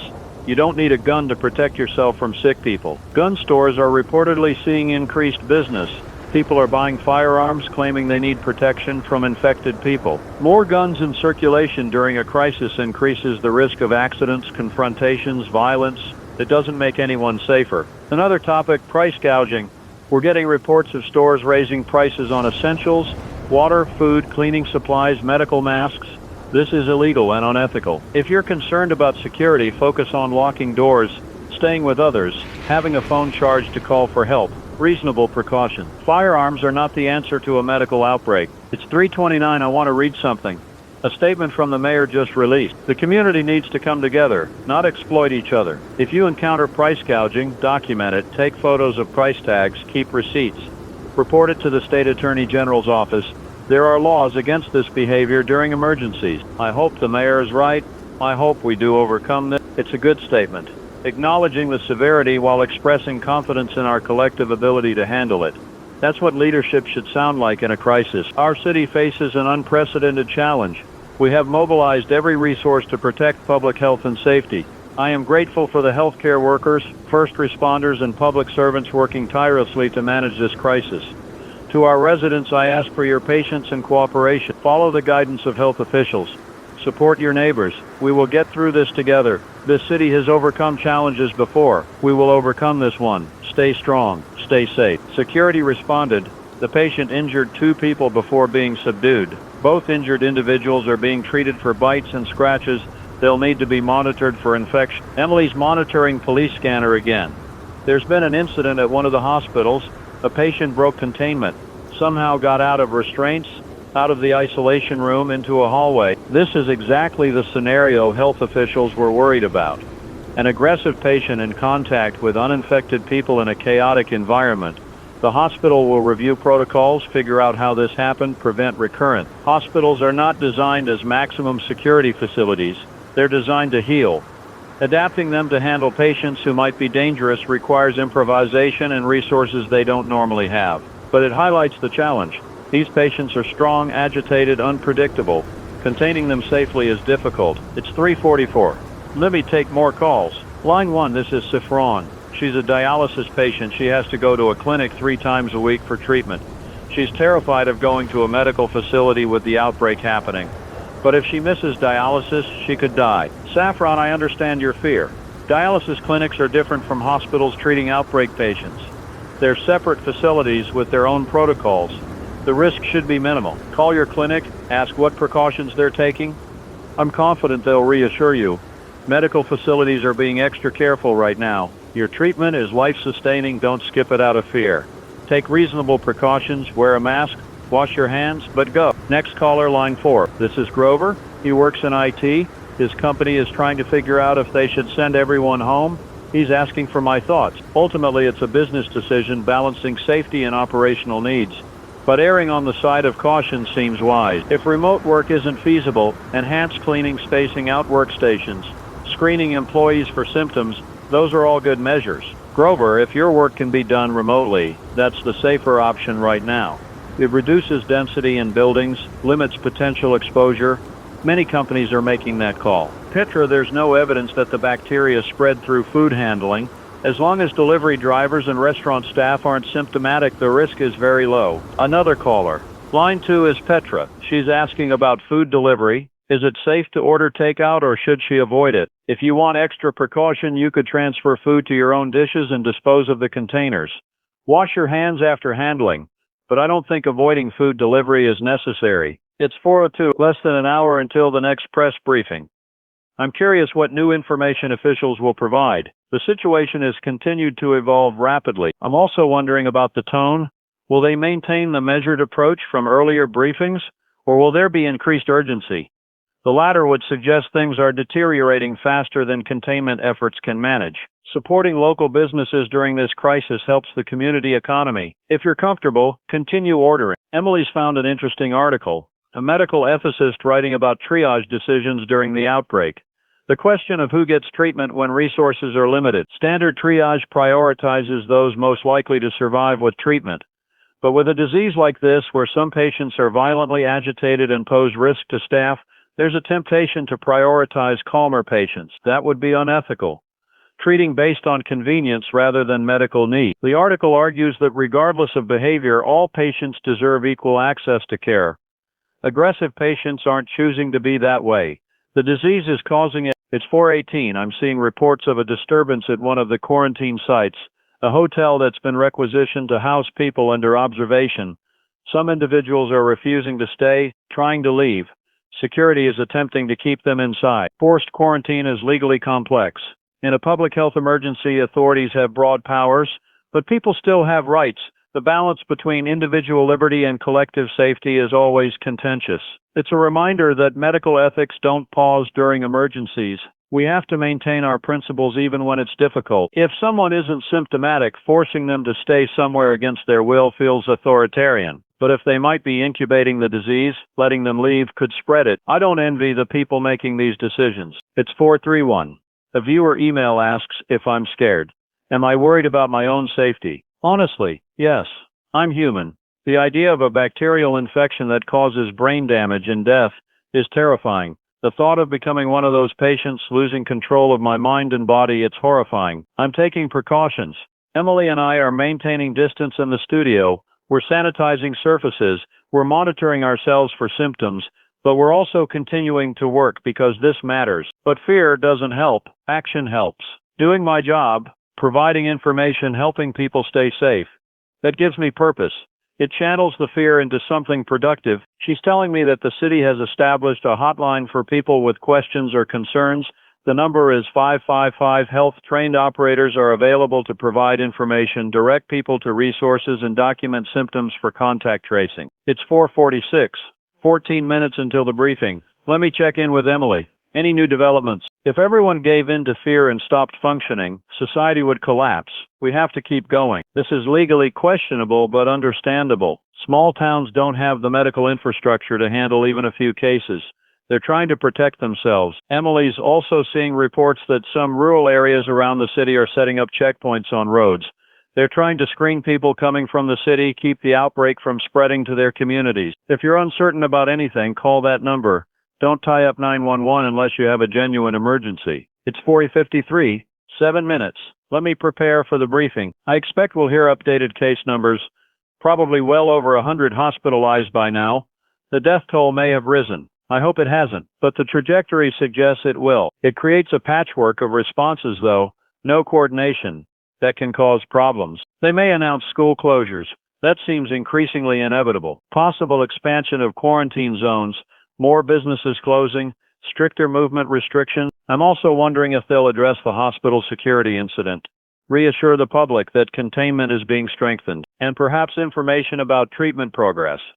Are any patients improving? That would be hopeful. 5 o'clock, the feed is live, same room, same officials, plus a few new faces. There's a military officer I don't recognize, high rank based on insignia. We'll see. The briefing is about to start. Updated case numbers: 78 critical patients, 142 hospitalized, 394 under observation, 14 deaths. Director Kirkland starts. He thanks everyone again. His face looks more drawn than this morning. The stress is showing. 14. The death toll doubled. Oh God. Dr. Vasquez is speaking. She's describing efforts to manufacture more of the effective antibiotics. Pharmaceutical companies are cooperating, but ramping up production takes time. They're also exploring experimental treatments, but those require approval processes even in emergencies. Kirkland is explaining that the rate of deterioration for critical patients is faster than anticipated. Despite aggressive treatment, many are progressing to multi-organ failure. The bacteria are resistant to most standard antibiotics. They've identified a few drugs that show promise, but supply is limited. She's talking about transmission. They've confirmed secondary cases, people who had no direct contact with the facility, but were exposed by infected individuals. This confirms human-to-human spread. Community transmission. The thing we feared. It's happening. The military officer is being introduced, General Patricia Holloway, Northern Command. She's explaining that federal resources are being deployed. Military medical units, logistics support, security assistance. Dr. Vasquez is saying the secondary cases seem to have milder symptoms, suggesting the bacteria may weaken with each transmission. That's encouraging, but it's also early. They're not certain. General Holloway is describing protocols. Anyone exhibiting symptoms will be transported to the secure facility.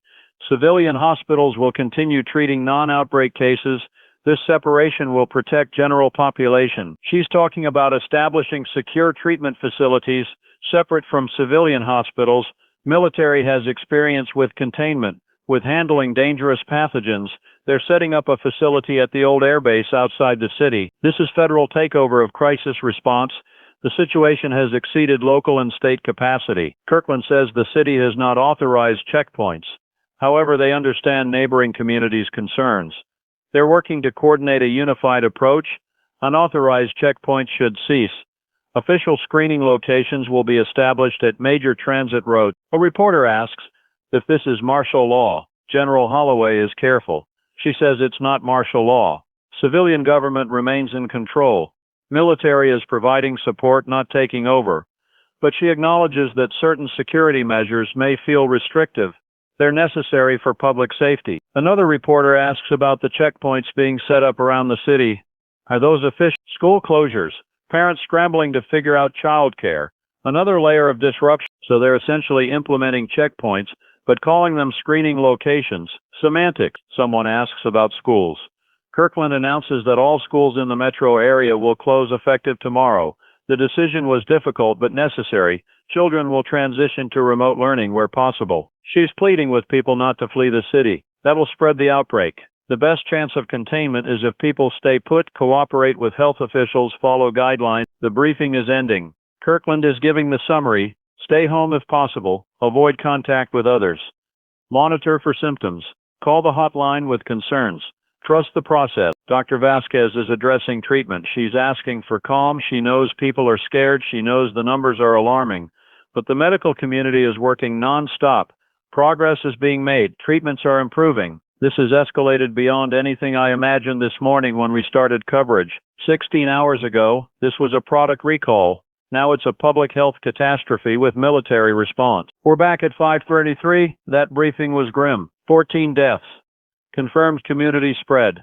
Federal military involvement. School closures. The feed cuts. Emily looks like she might cry. I asked if she needs a break. She shakes her head. She wants to stay. We're in this together. I need to stay strong for everyone listening. You need information, reassurance, a voice that isn't panicking. I'll be that voice. Let me give you practical advice based on the new information. Schools are closed. If you have children, arrange supervision. Work from home if possible so you can watch them. If you must work outside the home, organize with neighbors or family. Small groups are safer than large daycares. If you haven't already, stock up on essentials for at least 2 weeks. Food, water, medications, hygiene products. Not hoarding, just preparing. If everyone buys a reasonable amount, there's enough for everyone. Avoid going out unless necessary. Each contact with others is a potential exposure risk. It's 5:49. I'm monitoring social media. The reaction to the briefing is intense. Fear, anger, confusion. People demanding answers. Demanding solutions. These precautions work. They reduce transmission. If everyone does them, we can slow the spread. If you must go out, maintain distance from others. 6 feet minimum. Wear a mask if you have one. Don't touch surfaces unnecessarily. Wash hands thoroughly when you return home. I understand the frustration. We want this fixed now. We want someone to make it stop. But biology doesn't work on our timeline. The bacteria don't care about our urgency. Some posts are blaming the government, claiming they should have prevented this, should have caught it earlier. There may be validity to that. Regulatory oversight of Nutravance was clearly inadequate. But blame doesn't help the people sick right now. All we can do is manage as best we can while researchers work on better treatments. Other posts are blaming the company. That anger is more justified. If the leaked memos are accurate, Nutravance executives prioritized profit over safety. People died because of corporate negligence. That demands accountability. But again, accountability comes later. Now, we survive. It's 6:04. Let me take more calls. Ezra, based on what was said, the facility is for treatment. If someone is symptomatic and needs medical care, they'll be transported there. I don't think it's forced in the sense of dragging asymptomatic people away, but if you're sick and infectious, yes, you'll be isolated for everyone's safety. That's standard epidemic response. Isolation prevents spread. It's not sinister, it's public health. Line 1 is Ezra. He's asking about the military facility General Holloway mentioned.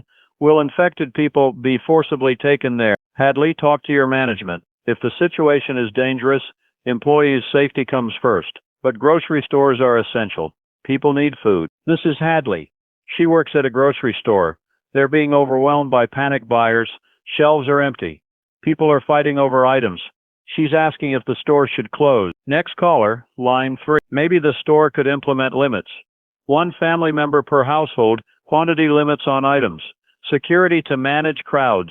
This balances providing service with maintaining order. Thank you for working through this. Grocery workers are essential workers right now. Another caller. Line 2 is Nolan. He's diabetic. He's worried about getting his insulin with pharmacies potentially closing or running out of supplies. If you run into issues, call the health hotline. They can direct you to resources. Nolan, contact your pharmacy now. Explain your situation. See if you can get an emergency refill to have extra on hand. Most pharmacies and insurance companies are being flexible during the crisis. Managing chronic conditions during an outbreak adds another layer of stress. I'm sorry you're dealing with that. Be right back. It's 6:27. I've been on air for over 12 hours. I need to eat something. Emily's going to manage for a few minutes while I grab the sandwich she ordered earlier. I'm back at 6:35. Took me 8 minutes. I inhaled the sandwich. Not the healthiest eating, but calories are calories. Emily's updated me. While I was gone, there were 2 more deaths reported. The death toll is now 16 people. 16 families grieving, 16 lives cut short by bacteria that were supposed to make people healthier. The cruelty of it. I'm also hearing that looting has begun in some areas. Stores that closed are being broken into. This always happens in a crisis. Social order phrase when people are scared and desperate. Police are responding, but they're stretched thin. They're also dealing with quarantine enforcement, traffic management, security around medical facilities. There aren't enough officers to be everywhere. The National Guard will help with security. That's part of their role. But it takes time to deploy them effectively. I'm asking people, please don't contribute to the chaos. Looting helps no one. It creates more victims. Store owners are suffering enough without their businesses being destroyed. At 6:51, the sun is setting. I can see it through the studio windows. The sky is orange and pink. Beautiful. It seems wrong that the sky can be beautiful on a day like this. If you need something and can't afford it, reach out to community organizations, churches, charities, mutual aid groups. People want to help. There are better ways than theft. There's something almost comforting in that. The world continues. Whatever we're going through, the planet keeps turning. Life persists. Nature doesn't care about human crises. The sun sets regardless. Maybe that's morbid. Or maybe it's perspective. Other cities are bracing for cases. State health departments across the region are on alert. They're setting up testing, preparing hospitals, implementing their own containment plans. They're carrying the bacteria with them, potentially, spreading it to wherever they're going. It's 7/8, traffic update. The highways are still jammed with people leaving. The exodus started this afternoon and hasn't stopped. I estimate tens of thousands have left the city. Could be coincidence. People get sick for lots of reasons, but the pattern is concerning. This could go regional, then national, then I don't want to think about it. Emily's showing me a map. It tracks social media posts mentioning symptoms similar to the outbreak. There are clusters appearing in neighboring states. Not confirmed cases, just people posting about seizures, agitation, neurological issues. If this becomes a nationwide outbreak, the federal response will scale up. CDC will deploy teams everywhere. The military will be involved massively. We could see national emergency declarations. It's 7:24. Let me give you an update on local conditions. I hope it doesn't come to that. The suburbs are similar. People hunkered down, a few still outside, walking dogs, getting fresh air, but fewer than normal. Residential neighborhoods are different. People are home, lights in windows. You can see families through curtains, having dinner, watching TV, trying to maintain normalcy in their own spaces. Downtown is largely empty. Businesses closed. Streets quiet except for emergency vehicles. It's eerie. A city this size shouldn't be this quiet on a Monday evening. There's a curfew being discussed, not implemented yet, but under consideration. If looting continues or if public safety becomes more threatened, a curfew would be the next step. A curfew would mean no one on the streets after a certain time without valid reason. Enforceable by police. Violations could result in arrest. We're not there yet, but it's on the table. Neighbors checking on elderly residents, people sharing supplies, volunteers organizing to deliver food to those who can't leave their homes, online groups coordinating support. Virtual communities providing emotional assistance, information sharing, just human connection when physical connection is risky. It's 7:41. I want to talk about community resilience. In every crisis, there are stories of people helping each other. I'm seeing some of that. The outbreak is trying to isolate us, to break us apart. We have to resist that. Carefully, safely, but resist it. This is how we survive. Not just physically, but psychologically. Maintaining bonds. Caring for each other. Emily's found a live stream. A local musician is performing from their living room, streaming it free for anyone to watch. Hundreds of people are tuned in. Comments are flowing. People thanking the musician, sharing how the music is helping them cope. It's 7:58. Coming up on 8 p.m., I've been here for 14 hours. I'm going to do another hourly update. Then we'll see where we're at. Art matters. Beauty matters.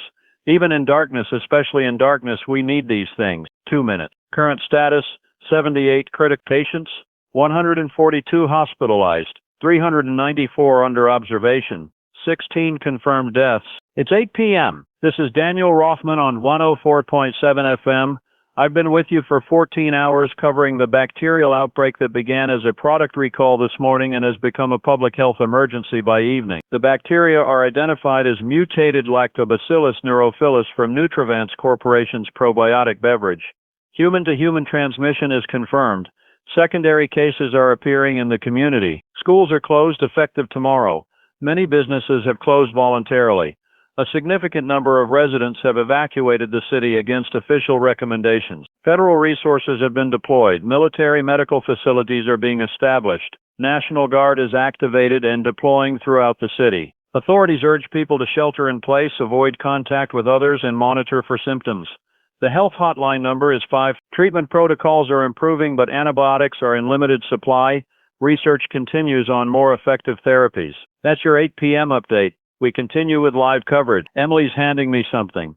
A statement from the governor. It was just released. The statement acknowledges that cases have been reported in 3 other cities within the state, all connected to people who traveled from our city.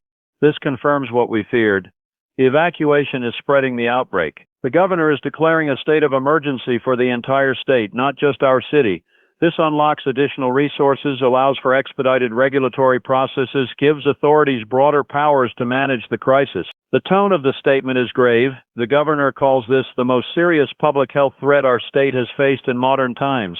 That's not hyperbole. It's accurate. The governor is implementing a travel advisory. People are urged not to travel between cities unless absolutely necessary. Screening checkpoints will be established at major highways. Anyone showing symptoms will be quarantined immediately. It's 8:17.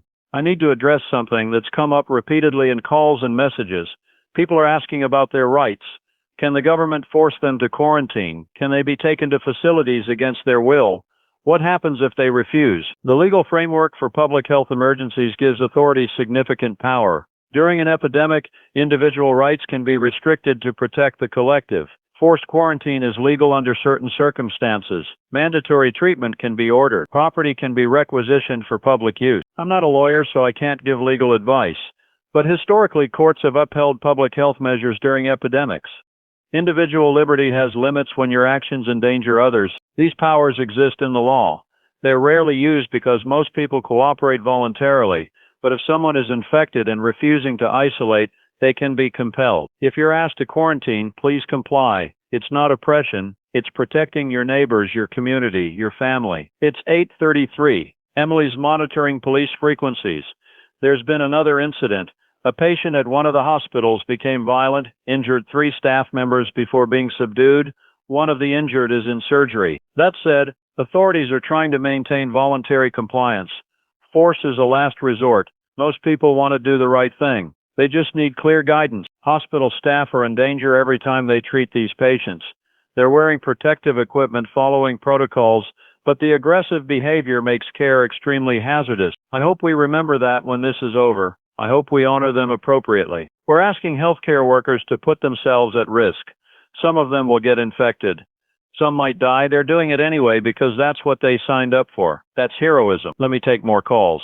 Line 4, go ahead. Sienna, I don't have specific data on that. The bacteria affect the nervous system, which could potentially impact a developing fetus. Pregnant women are often more vulnerable to infections in general. Emily relays, this is Sienna. She's asking about pregnant women.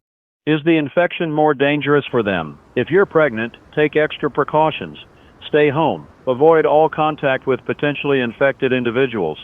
Contact your obstetrician and ask for their guidance. If you develop any symptoms, seek medical attention immediately and make sure they know you're pregnant. Next caller, line 1. If you continue working, take every precaution. Minimize contact with people at loading docks. Wear protective gear. Sanitize your cab regularly. Monitor yourself constantly for symptoms. This is Vaughn. He's a long-haul truck driver. He delivers goods between states. He's asking if he should stop working. Vaughn, trucking is essential. We need supply chains functioning, but you're also at risk traveling between cities, potentially carrying the bacteria with you or contracting it elsewhere. It's a tough position. The economy needs truckers, but your life matters too. Make the decision that feels right for you. Another caller, line 3. If you start feeling unwell on the road, pull over immediately. Don't continue driving. Call for medical help. Delphine, I'm so sorry for your loss. Losing a loved one is hard enough without complications. This is Delphine. She's asking about funerals. Her father died yesterday, unrelated to the outbreak. The funeral home is saying they may not be able to hold services due to restrictions on gatherings. Gathering restrictions during an epidemic makes sense from a public health standpoint. Funerals bring people together in close quarters, often with physical contact, hugging, sharing food. These are transmission opportunities. Talk to the funeral home about options. They're dealing with this across the board and trying to accommodate families. Many funeral homes are offering alternatives. Small graveside services with immediate family only. Video streaming for others to participate remotely, postponing larger memorials until the crisis passes. It's not the same as a traditional funeral. I know that's painful. But it allows you to say goodbye while protecting others. Psychological impact. Survivors will have trauma, healthcare workers will have PTSD. The community will have collective grief and anxiety. Economic impact. Businesses that closed won't all reopen. People who evacuated may not return. Property values will drop. The city's reputation will be damaged. It's 8:59. I've been thinking about the long-term implications. Even if we contain the outbreak, even if treatment improves and people stop dying, the aftermath will last for years. This event will define our city for a generation. People will refer to before the outbreak and after the outbreak. It's a dividing line. Legal impact. Lawsuits against nutrivents will be massive. Criminal investigations, regulatory reforms, insurance battles, social impact. Trust in institutions will be affected. Some people will be more cautious about biotechnology, about corporate assurances, about government oversight. Others will become conspiracy theorists, believing the official narrative is covering something up. We're living through history right now that's both terrifying and strangely profound. Instead, we're here, tracking a bacterial outbreak, watching the death toll rise, trying to help people navigate a nightmare. It's 9:16, the night is settling in. It's strange broadcasting in the dark. During normal shows, I'd be home by now. Emily, too. We'd be with our families, eating dinner, watching television, living normal lives. But for now, we continue. I wonder how long we can sustain this. I'm running on adrenaline and coffee. At some point, exhaustion will catch up. We'll need to bring in relief staff, but everyone's needed somewhere. Finding replacements won't be easy. Emily just showed me something beautiful. People are putting candles in their windows. Throughout the city, windows are glowing with candlelight. It started as one person's post on social media, a suggestion to show solidarity, to demonstrate that we're all in this together even while isolated. It's 9:33. Let me check in with the hospitals. Emily's been calling them for updates. It's spreading. Neighborhood by neighborhood, windows are lighting up. Simple gestures matter. They remind us we're not alone. Most are still in code black status, overwhelmed, but they're managing. The military medical facility is now operational and accepting transfers. That's relieving pressure on civilian hospitals. Other patients continue to deteriorate. The bacteria are resistant to most treatments. Doctors are trying combinations of drugs, experimental protocols. Some work, some don't. Some patients are stabilizing, not recovering fully, but the acute crisis phase is passing for them. They're sedated, on ventilators, but alive. That's progress. It's a battle being fought patient by patient, hour by hour. Or maybe I'm being optimistic. The death toll stands at 16. That number hasn't changed in the last hour. I'm cautiously hopeful it might stabilize. Maybe we're learning how to treat this. Maybe the worst is behind us. I'm not going to tell you whether to pray or not. That's personal. But I will say this. In crisis, people find comfort in different ways. For some, that's prayer. For others, it's meditation, or family, or music, or work. It's 9:51. A viewer email asks what I think about prayer. Should people pray? Whatever gives you strength, do that. Whatever helps you cope, lean into it. It's 10:08. Coming up on my next hourly update, let me gather information. If prayer helps you, pray. If helping others helps you, help. If information helps you, stay informed. There's no wrong way to deal with this as long as you're not hurting yourself or others. Emily's compiling data. The case numbers haven't been officially updated since the 5 p.m. briefing. Unofficially, we're hearing the total hospitalized is over 200 now. The death toll may have risen to 19 or 20, but that's unconfirmed. The military facility has received 60 patients. They're set up for containment and intensive care. Security is tight. Only authorized medical personnel allowed. Supply chains for antibiotics remain strained.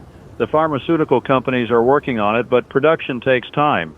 There's discussion of importing supplies from other countries. That's encouraging. We're not alone in this. It's 10:22. Traffic has died down.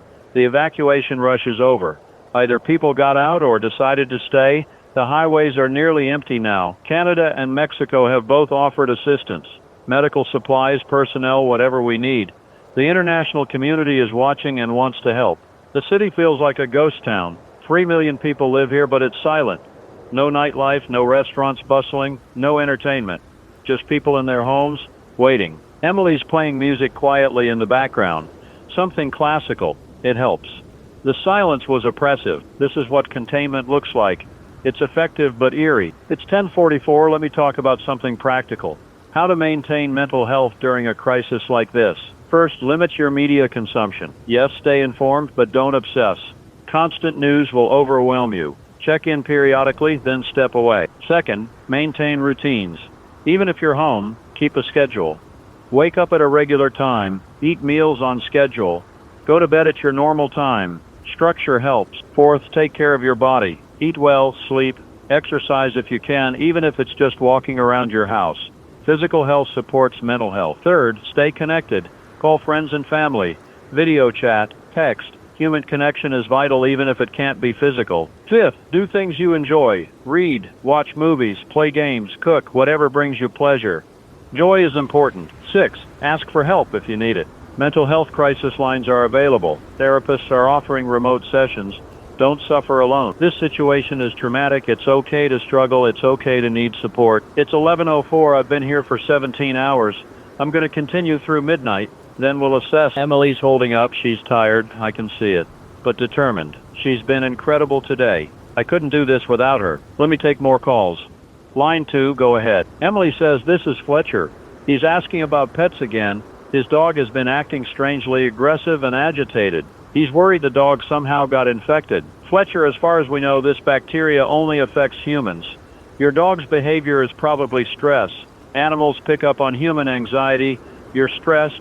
Your dog senses it. The dog gets stressed. Make sure your dog is getting enough exercise, even if it's just in your yard. Keep to the dog's normal routine as much as possible. That will help. If the behavior continues or worsens, contact a vet. But I doubt it's related to the outbreak. Ingrid, I'm glad you heard from him. Stable is good. It means he's not actively deteriorating. The doctors will do everything they can. This is Ingrid again. She called this morning about her coworker, Felix, who she couldn't reach. She's calling to say she finally heard from him. He was taken to the military facility. He's stable but sedated. She's relieved he's alive but worried about what happens next. Next caller, line 1. Stay in touch with the facility. They should be able to give you updates. Be prepared for a long recovery. Even if he survives, brain injuries take time to heal. Another caller, line 4. Support him however you can. Letters, messages, just knowing people care makes a difference. The military is releasing information through briefings. It's not a cover-up, it's managing a crisis. Cressida, I understand the journalistic impulse, I do. But there are valid reasons to restrict access. Infection control, patient privacy, operational security. This is Cressida. She's a journalist. She's asking about access to the military facility. Media is being kept out. She wants to document what's happening inside. If you push too hard for access, you might endanger yourself or others. Respect the boundaries. There are ways to report responsibly without compromising the response effort. Document what you can from outside. Interview patients who've been released, if any. Interview families. Tell those stories. I'm seeing reports from other cities now. The places where evacuees went, some are seeing cases, not many yet, but enough to confirm spread. The city 3 hours north has 5 suspected cases. All recent arrivals from here, they're being tested now. It's 11:38, 22 minutes until midnight. Until tomorrow, technically, though this day feels like it's lasted a week. Another city 2 hours east has 3 cases. Same situation. The bacteria are traveling. We tried to warn people not to flee, but fear is powerful. Now other communities are dealing with the consequences. Those cities are implementing their own containment measures, quarantining the travelers, contact tracing, testing. They're trying to catch it early, prevent what happened here. I hope they succeed. I hope they learn from our experience and do better. But realistically, if multiple cities are seeding outbreaks simultaneously, the resources to contain them all might not exist. This could become regional very quickly, then national. The CDC is coordinating, but they're stretched thin. Every city wants their help. Every governor is demanding federal resources. There's not enough to go around. It's 11:54, 6 minutes to midnight. Let me prepare my hourly update. We've gone from confusion to crisis, from isolated incident to epidemic, from local response to military intervention. The day started with a product recall. 16 hours ago, that seemed like the story. Now the recall is barely relevant. The story is survival. 16, possibly 20 deaths, hundreds sick, thousands exposed. The city locked down, the state in emergency, other cities facing spread, and we still don't have a cure.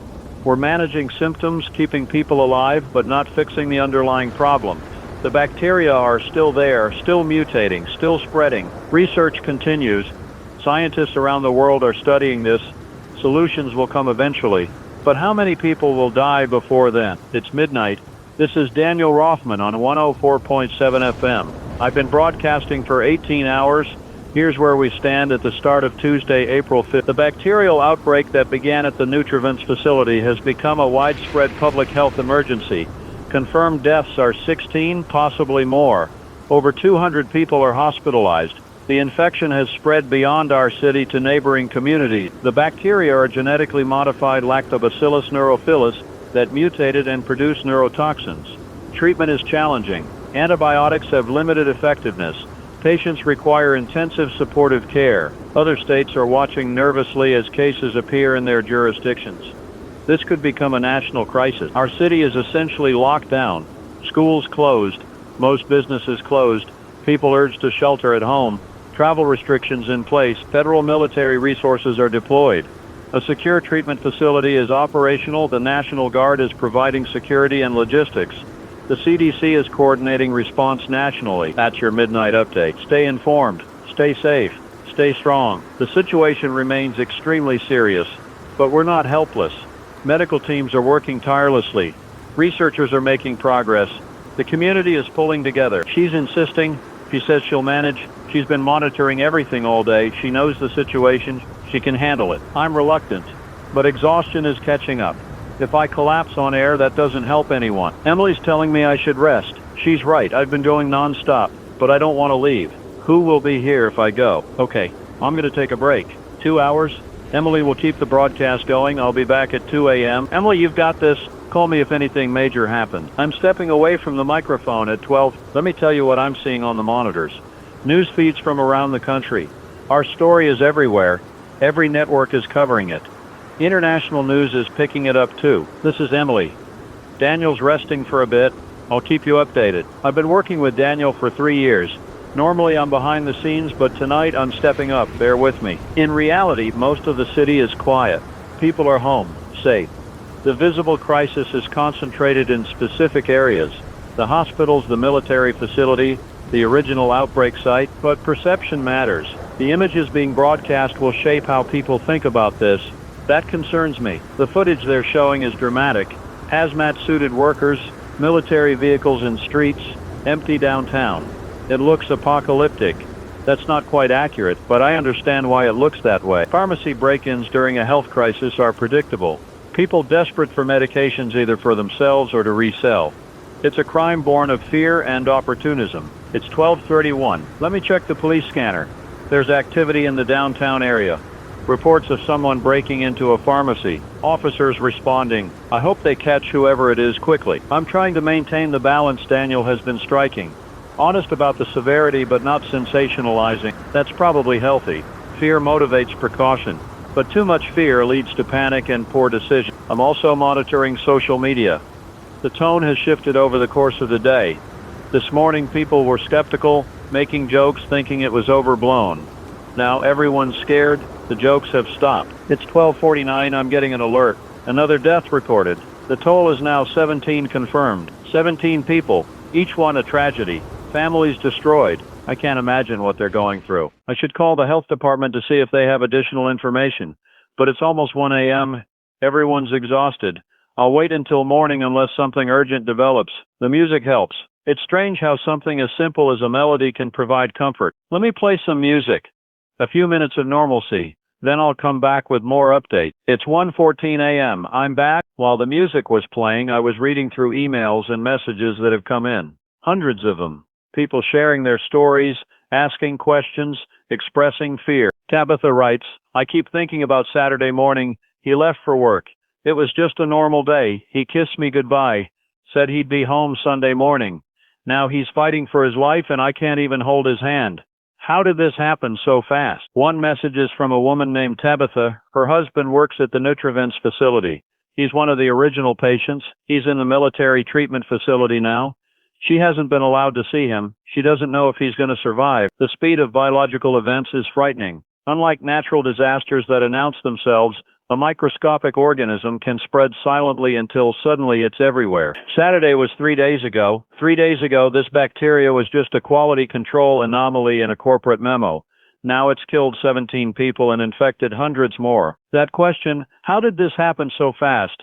I think we're all asking that. It's 1:37 a.m. I'm looking at the city through the studio windows. Normally at this hour you'd see some signs of life, late night workers, bar goers heading home, maybe some delivery trucks. I want to tell Tabitha her husband will be okay, but I don't know that. I can only say that he's getting the best care possible and that we're all hoping for recovery. Tonight, nothing. The streets are completely empty. Streetlights illuminating abandoned roads. It's post-apocalyptic. That word keeps coming up. Post-apocalyptic, like this is the end of the world. It's not. It's a crisis, a serious one. But the world continues. Most of humanity is unaffected. Even in our city, most people are fine. Let me take a call. Line 3 is lit up. But I understand why it feels apocalyptic. When your world is upended, when the familiar becomes frightening, it might as well be the end of everything. This is someone named Lysander. He's calling from one of the neighboring cities where cases have appeared. He wants to know what to expect. What advice can we offer based on our experience? The faster you move, the better chance you have of preventing what happened here. We were slow to recognize the severity. Don't make that mistake. Lysander, the most important thing is to act fast. Don't wait to see how bad it gets. Implement containment measures immediately. Quarantine exposed individuals. Set up testing. Prepare hospitals. Also, communicate clearly with your community. People need honest information. If you sugarcoat it, they won't take it seriously. If you catastrophize, they'll panic. Find the middle ground. It's 1:56 a.m. Daniel will be back in a few minutes. I'm glad. This is hard. I don't know how he's done this for 18 hours straight. Lysander thanks me and hangs up. I hope his city does better than ours has. It's 2:03 a.m. Daniel's back in the studio. He looks terrible, honestly. His eyes are red, his face is drawn, but he's alert. I think the responsibility weighs on you, knowing that thousands of people are listening depending on you for information. It's a lot of pressure, but someone has to do it. In a crisis, people need voices they can trust. Daniel's been that voice today. I'm trying to be that voice now. I'm giving him a quick briefing on what happened while he was gone. The 17th death. The calls. The general status. He's nodding, taking it in. He sits down at the microphone. This is Daniel. I'm back. Thank you, Emily. You did great. Let me give you a 2 a.m. update, then we'll continue through the night. It's a few minutes after 2 a.m. I slept for about an hour. Not quality sleep, just exhaustion, collapse, but it helped. Current status remains critical. 17 confirmed deaths, over 200 hospitalized. The military facility is treating the most severe cases. Civilian hospitals are managing the overflow and new admissions. Research into treatment continues. Some patients are responding to aggressive antibiotic therapy, others are not. The bacteria's resistance to medication remains a major challenge. Other cities are reporting cases. The outbreak is spreading. The CDC is coordinating a multi-state response. Federal resources are being deployed widely. In our city, the lockdown continues. Empty streets, closed businesses, people sheltering at home.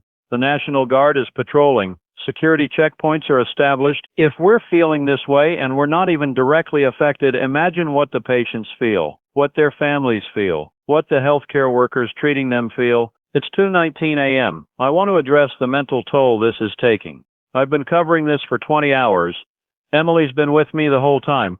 We're exhausted, stressed, scared. That's your 2 a.m. status. Not much has changed in the last 2 hours, which is actually good news. If the situation isn't getting worse, that's progress. This is traumatic on a massive scale. When the immediate crisis passes, we'll be dealing with the psychological aftermath for years. Mental health resources are going to be critical. Counseling, therapy, support groups. The city will need to invest in that infrastructure. For now, we survive, we cope, we support each other as best we can. It's 2:37 a.m. Let me take more calls. Line 1. This is someone named Mordecai. He's asking about the long-term prognosis for survivors.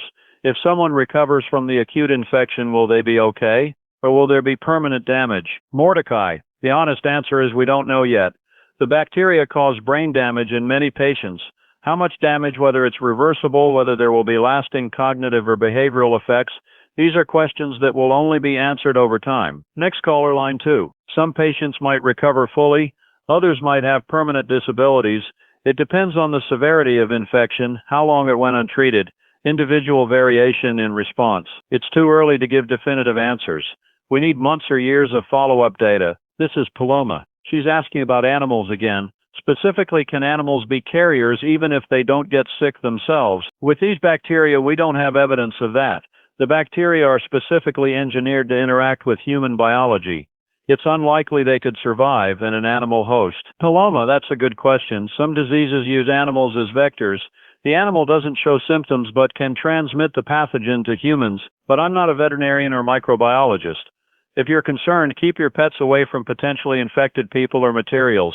That's just basic caution. This is someone who won't give their name. They claim to be a Nutrivance employee. They say the company knew about the mutation risk months ago, not weeks. There were emails, meetings, discussions. Management made a deliberate choice to continue production because stopping would have cost them millions. Another caller, line 4. They say they do. They're afraid to come forward because they signed non-disclosure agreements. They could be sued. Anonymous caller, if what you're saying is true, that's important information. Do you have documentation, emails, memos, recordings? I tell them there are whistleblower protections. If the company engaged in criminal negligence, an NDA won't protect them from investigation. They should contact law enforcement or a lawyer who handles whistleblower cases. They say they'll think about it and hang up. If that caller is telling the truth and if they come forward with evidence, Nutrivance executives could face criminal charges, not just civil liability, but potential jail time. People died because of corporate decisions. That's manslaughter at minimum, possibly depraved indifference, homicide, depending on what can be proved. Justice is coming for them, one way or another. It's 3:04 a.m., the darkest part of the night. Literally and figuratively. In the old stories, this is the hour when demons come, when despair is strongest, when hope seems furthest away. I'm fighting to stay alert. Coffee isn't helping much anymore, just making me jittery and awake but not sharp. I don't believe in demons, but I understand the metaphor. Everything feels worse at 3 a.m. Emily's struggling too. She's resting her head on the desk. I tell her to go home, get some sleep, come back in the morning. She resists, but eventually agrees. She'll leave at 3:30, sleep for a few hours, return by 8 a.m. I'll manage alone until then. It's 3:22 a.m. Emily just left. I'm by myself now. The studio feels bigger, emptier. The equipment hums. The monitors glow. Outside, the city is dark and silent. I've done overnight shifts before. I'm used to being alone on air. But tonight it feels different, more isolated, more ominous. I keep thinking about the patients in the military facility. Are they conscious? Do they understand what's happening to them? Are they suffering? The bacteria are attacking their brains, changing who they are. Some patients are so aggressive they have to be restrained constantly. That's not them. That's the disease. I can't imagine anything more horrifying. But from their perspective, if they have any coherent perspective left, it must be hell. Feeling your mind slip away, becoming something you don't recognize. It's 3:41 a.m. I need to shake off this mood. Let me focus on something practical. Grocery stores need inventory. Gas stations need fuel. Pharmacies need medications. Hospitals need everything. Supply chains, that's important. With businesses closed and movement restricted, how do we keep essential services running? If supply chains collapse, everything collapses. Food shortages, fuel shortages, medical supply shortages, that's when a crisis becomes a catastrophe. The supply chain industry is working around the clock. Truck drivers like Vaughn, who called earlier, are heroes. They're keeping civilization functioning despite the risks. So far, the supply chains are holding, but they're strained. One more shock, one more disruption, and things could unravel quickly. It's 4:02 a.m. I'm getting word of a fire on the south side, a commercial building. Fire department is responding. In normal times, a fire is just a fire. Emergency services handle it, but during an outbreak, every incident is more complicated. Firefighters have to worry about exposure. Resources are divided between fire response and epidemic response. We need to protect and support these systems.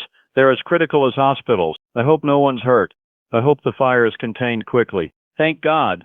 We don't need another crisis on top of the current one. The scanner chatter suggests it's under control. Small fire, mostly smoke. They're ventilating the building now. Daniel, I'm a history teacher. I've spent my career studying plagues, epidemics, pandemics, the Black Death, Spanish flu, cholera outbreaks, all of it.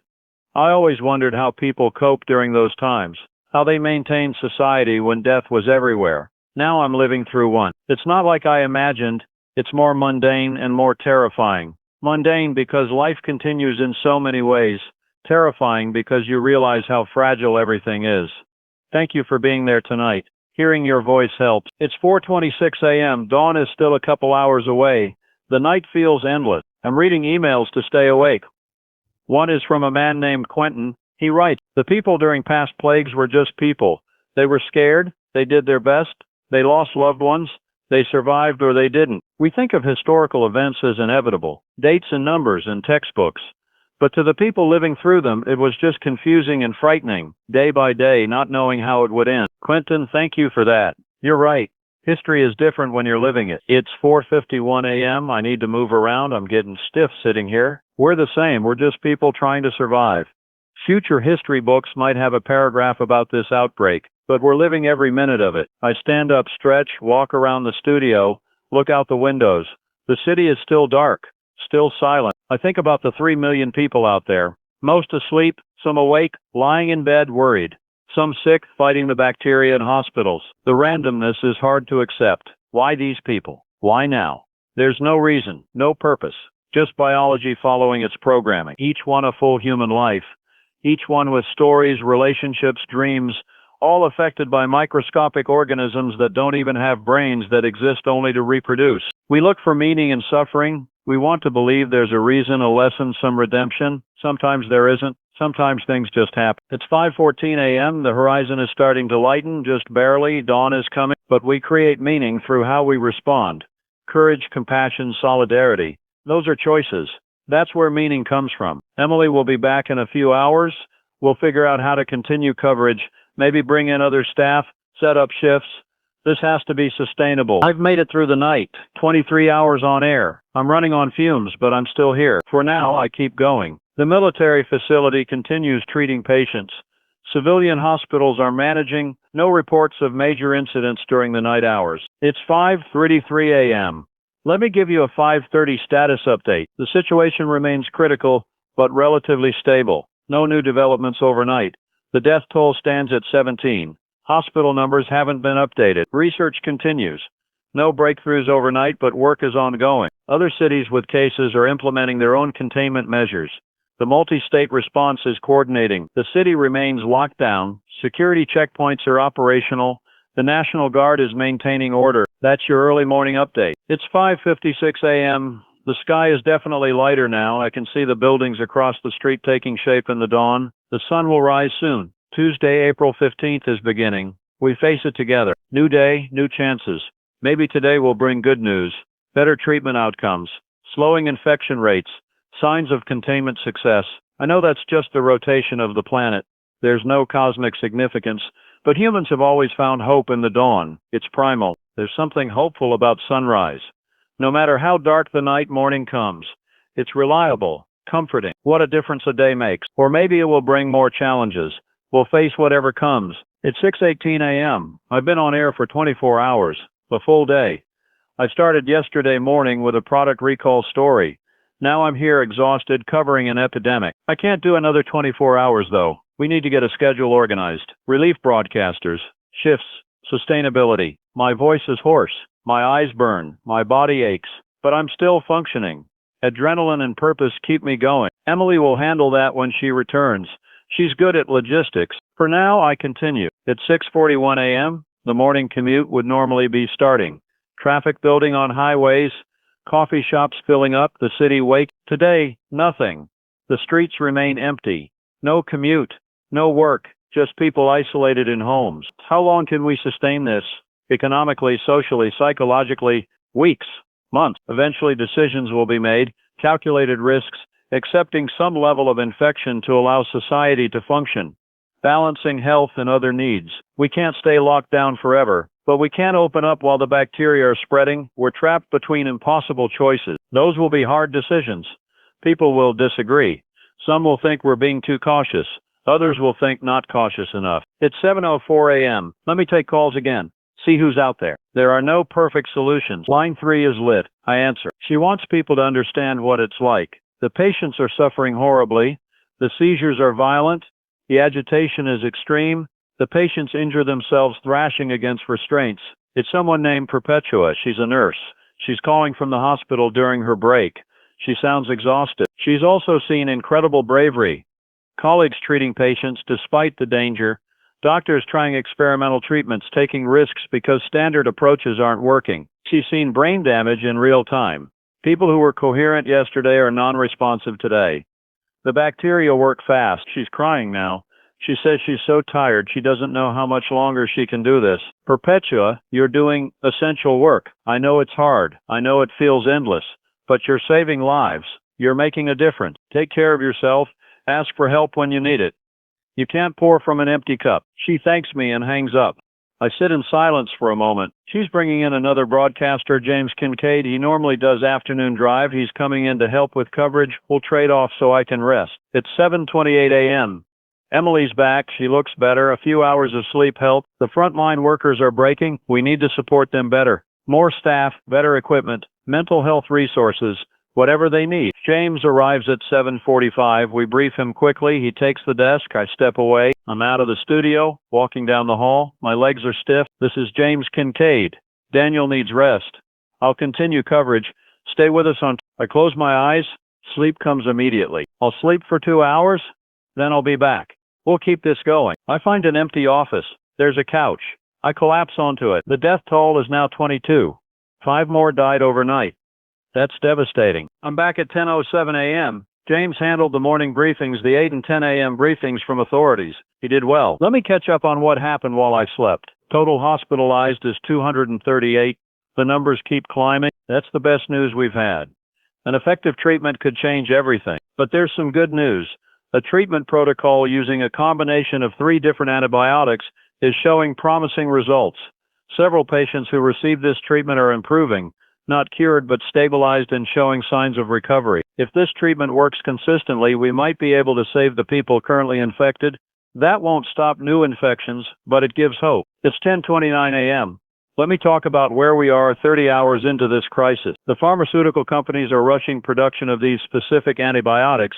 Military is coordinating distribution. Hospitals will receive shipments within hours. We've gone from confusion to understanding. We know what the bacteria are, how they spread, what they do. Knowledge is power. We've gone from no treatment to a potential treatment. Research continues, but we have something that might work. We've gone from chaotic response to organized response. Military, CDC, local authorities are coordinating. Systems are in place. The situation is still dire. People are still dying. New infections are still occurring. But we're fighting back more effectively now. Progress is possible. We're not helpless.